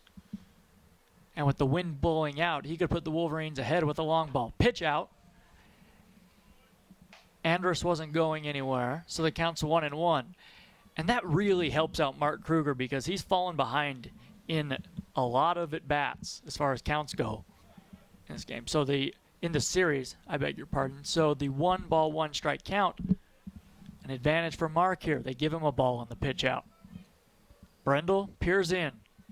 Andrus with a short lead at first, held on by Signs, the new first baseman coming in defensively this inning.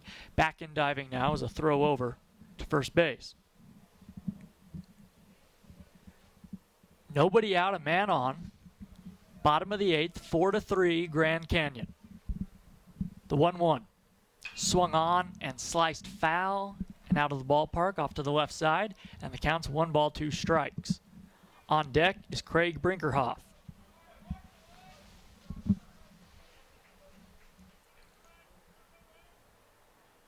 We're in the 8th inning of the rubber match of this 3-game set between the Lopes and the Wolverines. And it's been a good one, close game. A 1-run lead for Grand Canyon. The pitch. Missed away, 2-2. Mark laid off a breaking ball that was low and away. The outfield nearly straight away all the way around. Again, Brandon Smith, the center fielder, playing a hair to the left. So playing Mark Kruger, the left-hander, to go the other way. A big gap in right center. 2-2 pitch coming. Throw over to first base. Back in his Andrus. And what a move Brendel has. A quick move and just a cannon over to first base. You have to be so careful over there.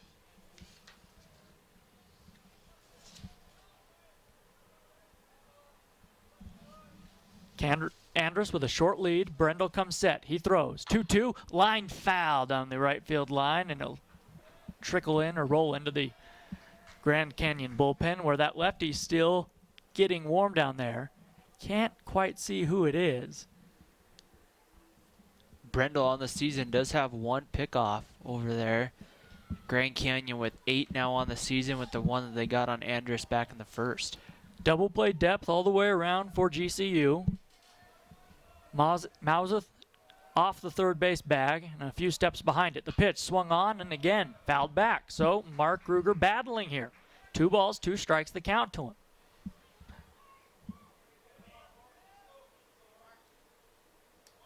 Utah Valley dropped 2 of 3 games last year to this Grand Canyon club down in Phoenix. Looking to redeem themselves this afternoon. 2-2 pitch. Again, a throw over to first base.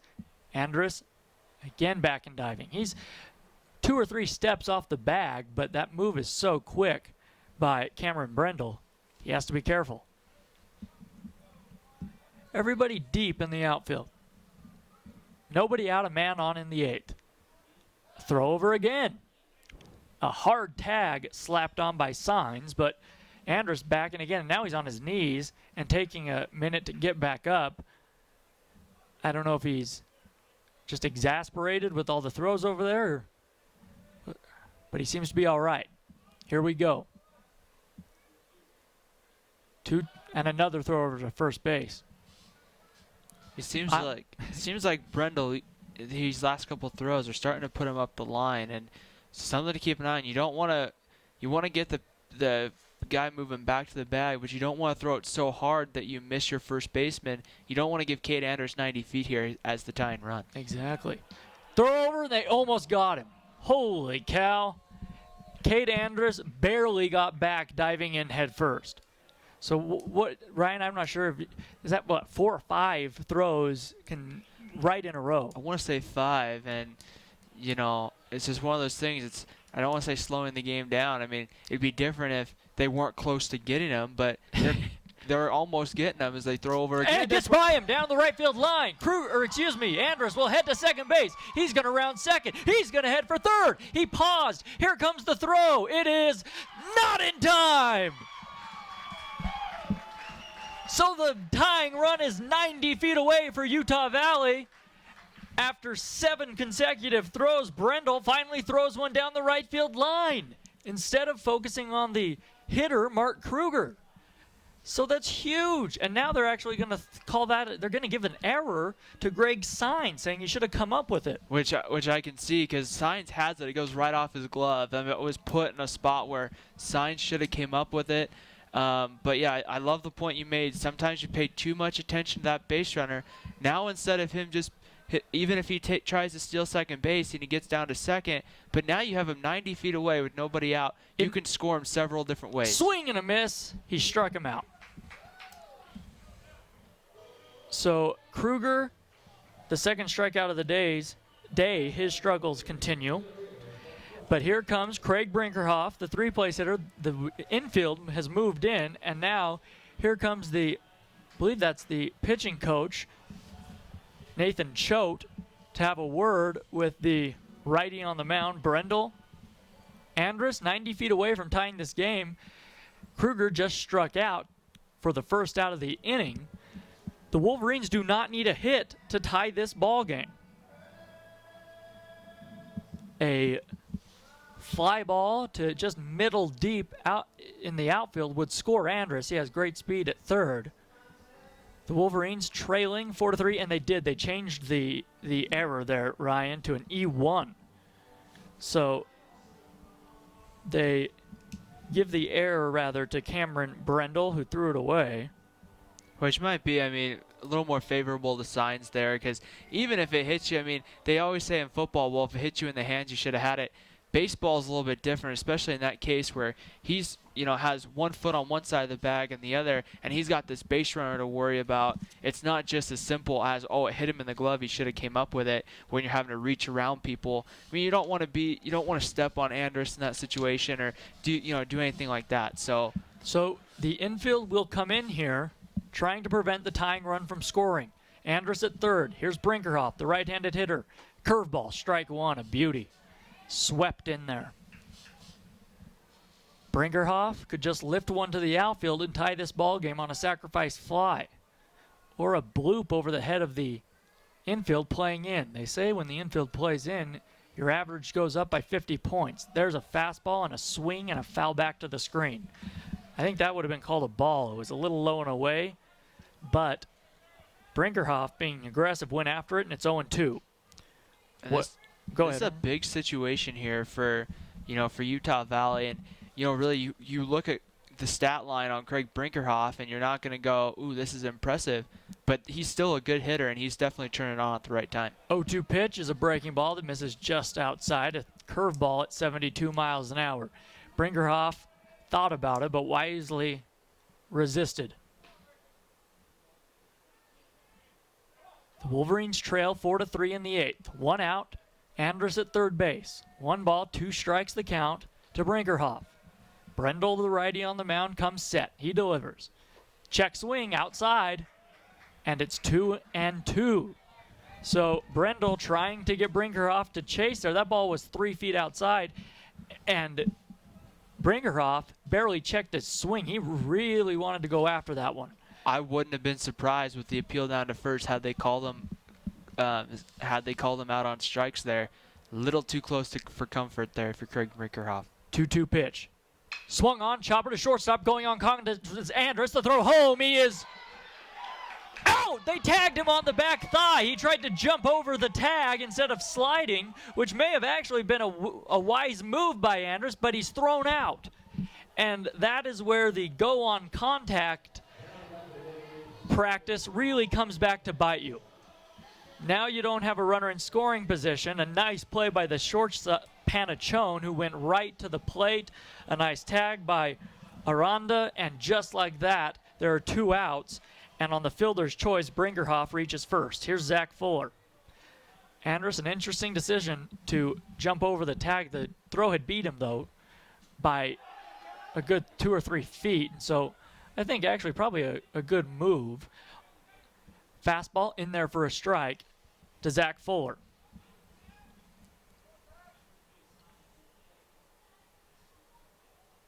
Two outs in the inning. Brinkerhoff at first base. The pitch, Fuller takes a ball, and it skips away from the catcher off to the left, and into scoring position goes Brinkerhoff to second. So a huge, wild pitch there. A base hit should tie this game. Brinkerhoff, pretty good speed at second. 4-3, Grand Canyon leading here in the bottom of the 8th. The man on, 2 out. They cut down Andrus at the plate. So just a runner on second here. 1-1 pitch. Wow. Strike 2 called. Again, that outside pitch being called a strike. 1-2 now to Zach Fuller. Fuller hitting .288 on the year. He singled and scored a run in his last at bat. Singled back in the second as well. He's 2 for 3. The 1-2 pitch. Outside, low and away, a fastball at 89, and the count's 2 balls, 2 strikes. So Cameron Brendel, who had a man at third base with nobody out, struck out Kruger, then got Brinkerhoff to ground to the shortstop, who threw home to cut down the run. The pitch, 2-2, is outside. Fuller laying off the breaking ball, and the count runs full. Should Fuller reach, it would be Spencer Gothberg, another right-handed hitter. Fuller steps in, slightly open stance, standing up straight, waving the bat out in front of home plate. Coming set is Brendel at the chest. The throw. Strike 3 called on a pitch that was 2.5 feet outside. My goodness. I exaggerate, but that pitch was not a strike. It was not over the plate. So, unfortunately, Zach Fuller strikes out looking. The Wolverines leave a runner stranded. It is still 4-3. So, but the Wolverines, you really can't blame it on the strikeout. They had a man at third base with nobody out, and they failed to score him. So we go to the top of the 9th. Lopes 4, Wolverines 3. You're listening to Utah Valley Baseball on WolverineGreen.com.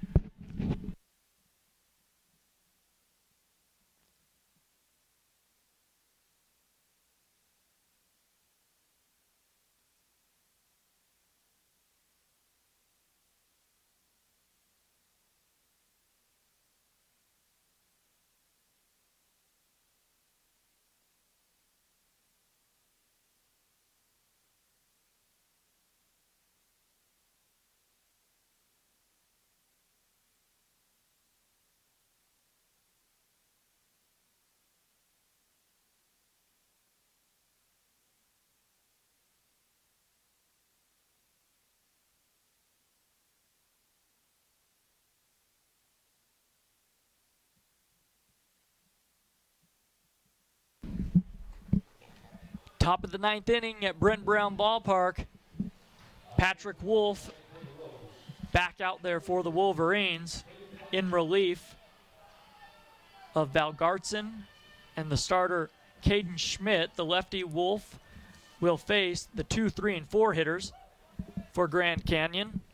Here's David Walker to lead things off. He'll be followed by Panachone, then De La Guerra. First pitch in there for a strike to the left-handed hitting David Walker. Walker has singled twice in the ball game, has an RBI. He's 2 for 4. 4-3, Grand Canyon leading UVU.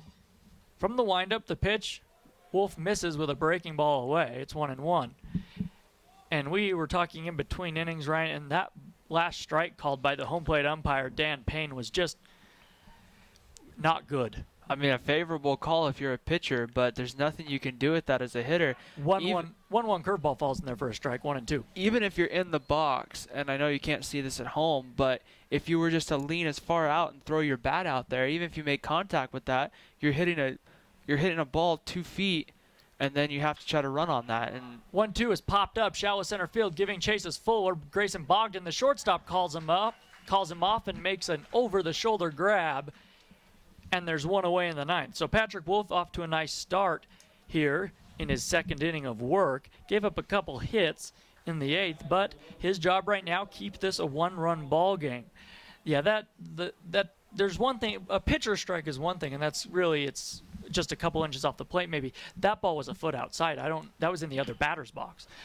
The bunt is foul, as trying to bunt for a base hit there was Panachone trying to catch Schlehuber at third base by surprise. But you know, Jordan, you brought up a good point before we went to break, and that's you have a runner on third. I mean, the strikeout there didn't get the run home.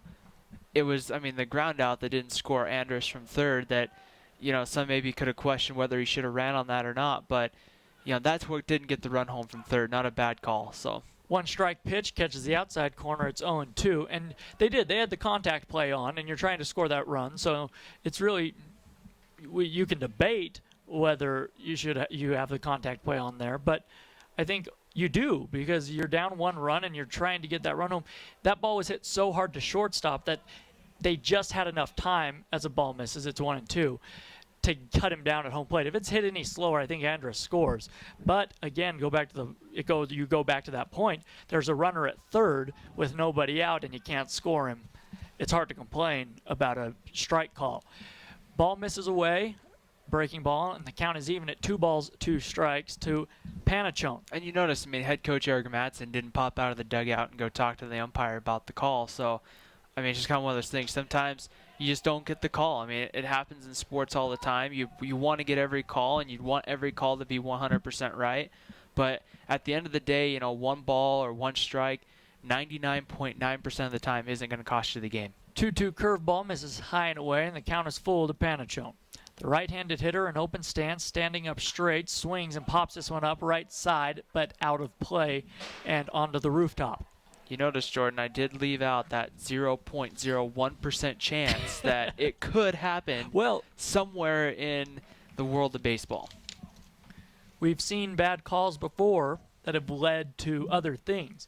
3-2, high and away. And in there with a 1-out walk is Panachone. He's had a nice series. Here's Chad De La Guerra.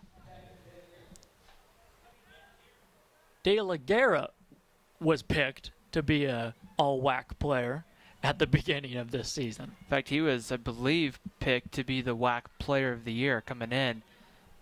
Hitting .315, still a candidate. The pitch, swung on, line drive right field. Kruger right at him. He leaps up just maybe a few inches off the ground and makes the grab down the right field line a foot in front of the warning track. So Kruger was just shaded perfectly there defensively, and there are 2 away. That ball was hit pretty hard off the bat of Chad De La Guerra. You know, Cooper Fouts doing all the defensive positioning. A lot of times you'll see him kind of come up to the top of the dugout and position his guys.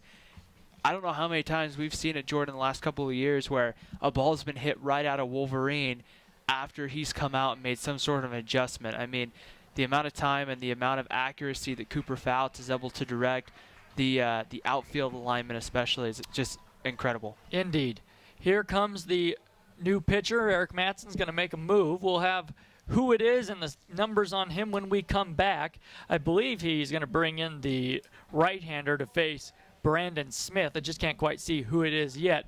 So we'll take a break here on WolverineGreen.com and come back with that information. The Wolverines trailing 4-3 in the top of the ninth. You're listening to Utah Valley Baseball on WolverineGreen.com.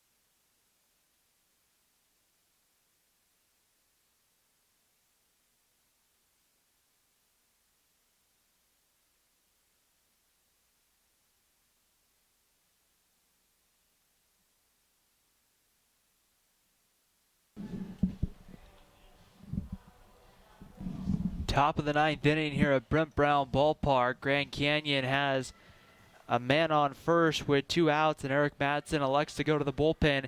Brings in the right-hander, the sophomore out of Aurora, Colorado, Eric Olguin will take over in relief. So far on the season, Olguin has pitched, making his 10th appearance, has no win-loss record, does have 2 saves with a 7.88 ERA, making his, so far in 8 innings pitched, 10 hits, 8 runs, 7 which have been earned, 2 walks to 10 strikeouts. Opponents, though, Jordan, are hitting .310 off of him, so Olguin does give that throw a lot of fastballs, and whenever you have a lot of fastballs, you're going to be prone to give up a little more hits. So here's Olguin from the stretch. The pitch, fastball at 87. Well, missed off the corner, I guess. 1 ball, no strikes. Pretty close. I mean,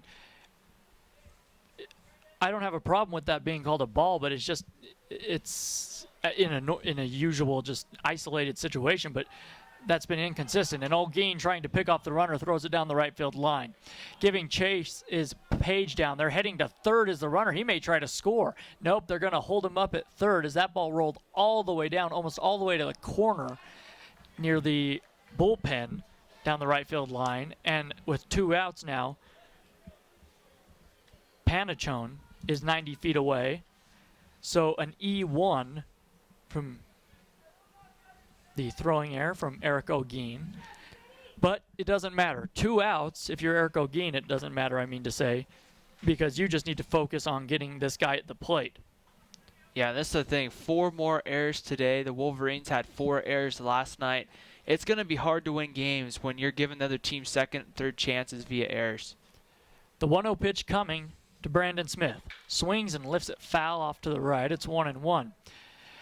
Patrick Wolf, who just came out, pitched 1 1/3 innings, no hits, no runs, 1 walk, so he did a nice job. And we mentioned that in the postgame show last night, Ryan, was if you commit 4 errors in a ballgame, you're rarely going to win. 2 errors for the Lopes, 4 for the Wolverines this afternoon. Fastball, there's a strike. That one was a little above the belt and maybe a little off the plate, but Olguin gets that strike call. Olguin working from the far right side of the pitcher's slab from the stretch. Comes set, he throws. 1-2, a 1-hopper to Grayson Bogdan. He digs it out. A nice play by Bogdan, throws across the diamond, and the inning's over. So the Grand Canyon Antelopes leave a man on, no runs, no hits. We head to the bottom of the 9th. It will be Spencer Gothberg, Palmer Page, and Jake Atkinson for the Wolverines. Last chance for UVU. They trail 4-3. You're listening to Utah Valley Baseball on WolverineGreen.com.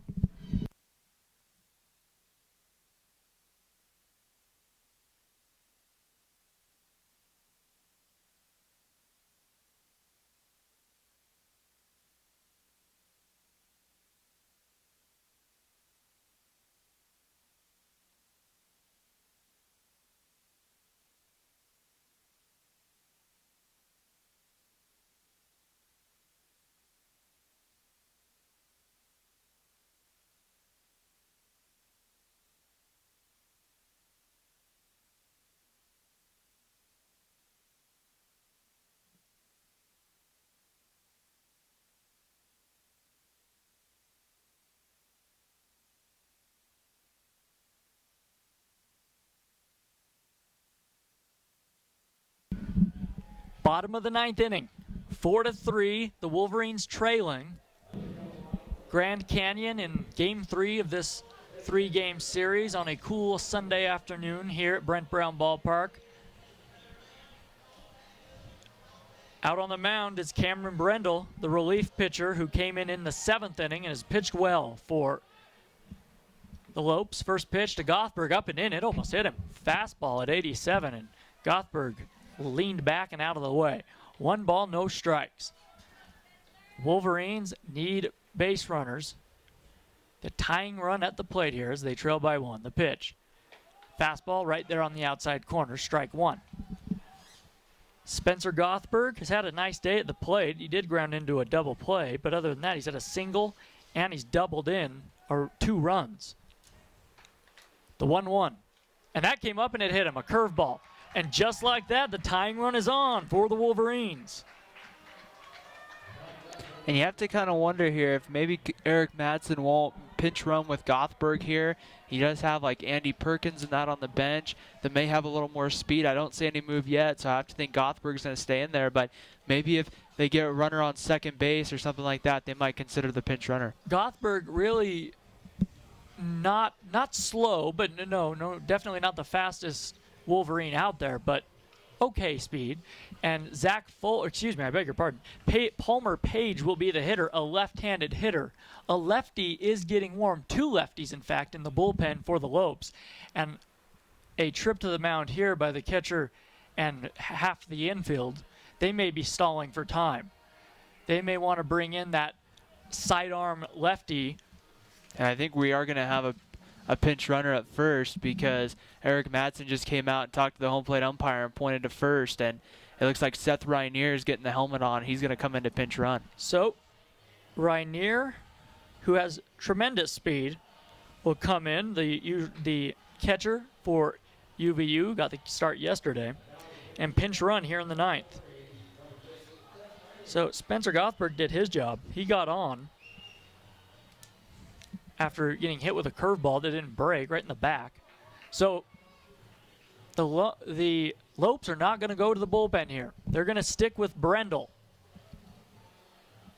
We'll see if Palmer Page lays down a bunt. Holding on the runner at first base is signed. So a big hole over there on the right side for the left-handed hitter.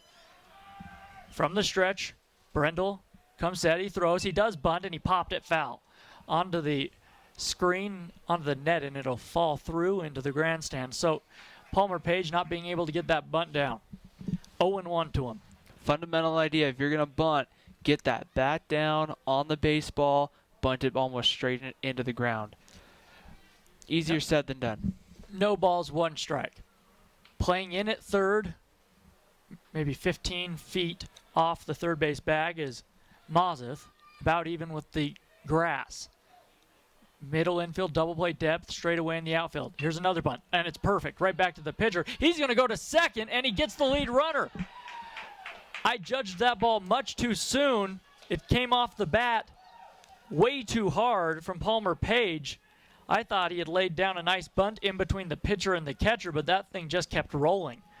And it just came off, he just squared it up a little too much. It was just too hard. It was a roller back to the pitcher. So now 1 out on the fielder's choice, a 1-6 put out. So Page, that erases the pinch runner. And Page is at first base with okay speed, a throw over there. He's back in diving. The right-handed hitter, Jake Atkinson, is up there. Brendel looking for that ground ball that could end the ball game. And 4-3, the Wolverines trail. Swing and a miss on a slider, and it's 0-1. Atkinson this afternoon, he was actually the first man to face Brendel back in the 7th. He struck out looking. He does have a single on the day. He's 1 for 3. Righty on righty matchup. Atkinson bent at the knees, kind of bouncing up and down in that box as Brendel now steps off the slab and wants to run through the signs again with Aranda behind the plate. Atkinson hitting .208 on the season. Pitch to him, down and away, a fastball missing, and it's 1-1. Atkinson does have 2 home runs on the year, so he does have some pop in his bat, although here he'll just take a base hit to continue this inning. Page, okay speed at first base. He's stolen 1 bag this year. The 1-1 pitch coming. Tying run at first base. Swing, line drive, and it caroms off the glove of the pitcher to the second baseman onto shortstop. He's out at first base, the double play, and I don't know what happened. Well, I do now. Now that I think about it, Palmer Page saw that ball hit. It looked like a line drive. He froze, and the Wolverines didn't have a chance. An easy double play turn, and the ball game is over, and a tough loss for the Wolverines. They had chances, but just couldn't quite cash in. That ball was absolutely scorched, but it caromed off the glove of Brendel right to the second baseman, De La Guerra. on to Panachone at short, and the double play. 1-4-6-3 ends it in the 9th. So the final here, 4-3, the Grand Canyon Antelopes take the series and this ball game. We will take a break here on WolverineGreen.com. We'll come back with the final totals in the Wolverine Green postgame show. Stay with us here. Short break here on WolverineGreen.com. Once again, the final. The Wolverines fall to the Grand Canyon Antelopes by a score of 4-3. We'll be back after this.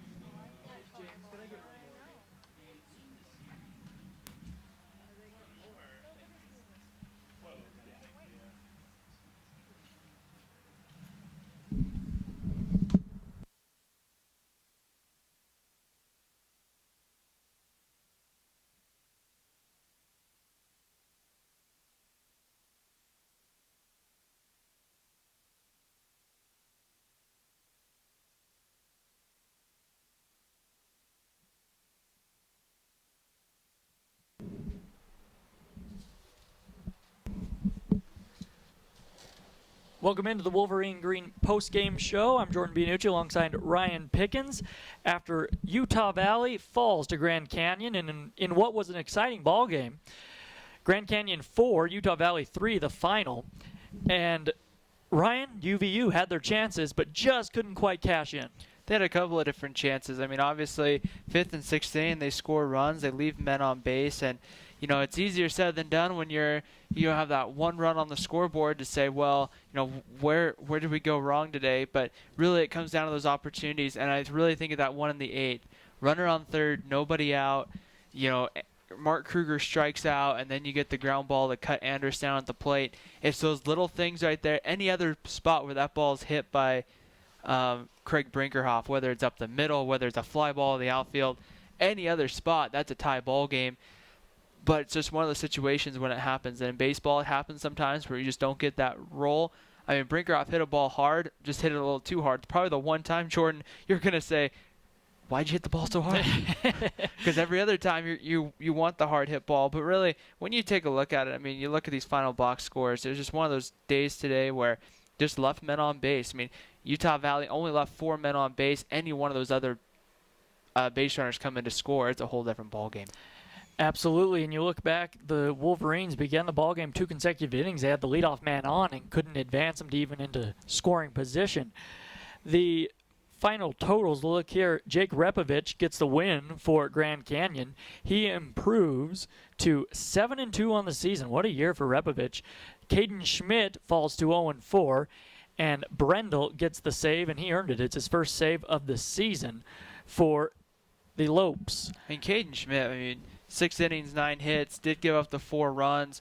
Really did pitch well in those outings. He scattered those 4 runs throughout the game, which makes a big difference than we've seen at times this year when, you put up a 6 spot. When you scatter 1 run here, 1 run there, maybe give up another run here, it gives the guys behind you, okay, hey, we're down, but we're not giving up the big inning. We're not going to have to try to come up with 5. And I think that made a big difference in this one compared to other games for Utah Valley this year, was you come up in the third, okay, we're down 3-0, that's a couple of hits. And never getting down, really big time in this game like we saw at other times during the season. It wasn't, okay, we're down 9-0 here, let's slowly chip back in.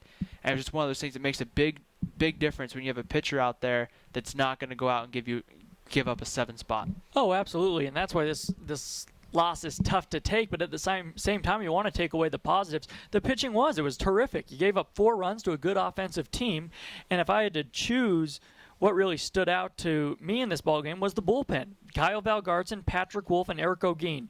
No runs. They did not allow a run. Valgartson was the only man to allow a hit. He allowed 3.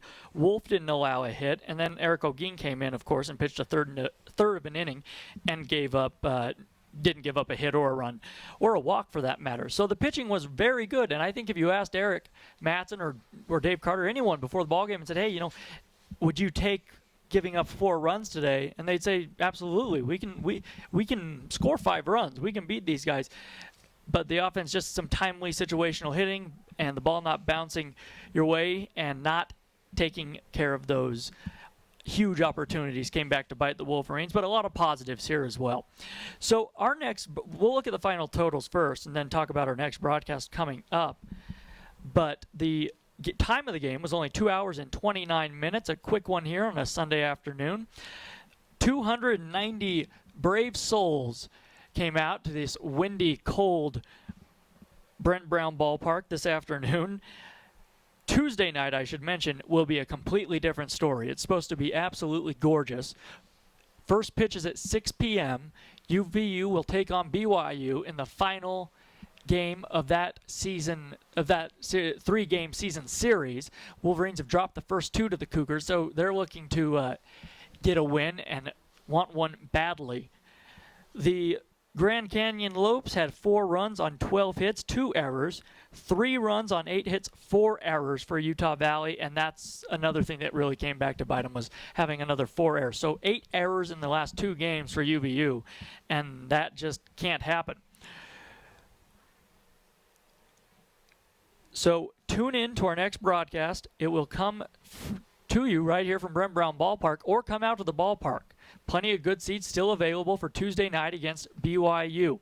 We'll come on the air about 5 to 10 minutes before that one. Again, 6 p.m. local start time here, Tuesday night against Brigham Young. However, right now, we'll say so long from Brent Brown in Orem, Utah. The Wolverines drop the 3rd game of this 3-game set to Grand Canyon by a final of 4-3.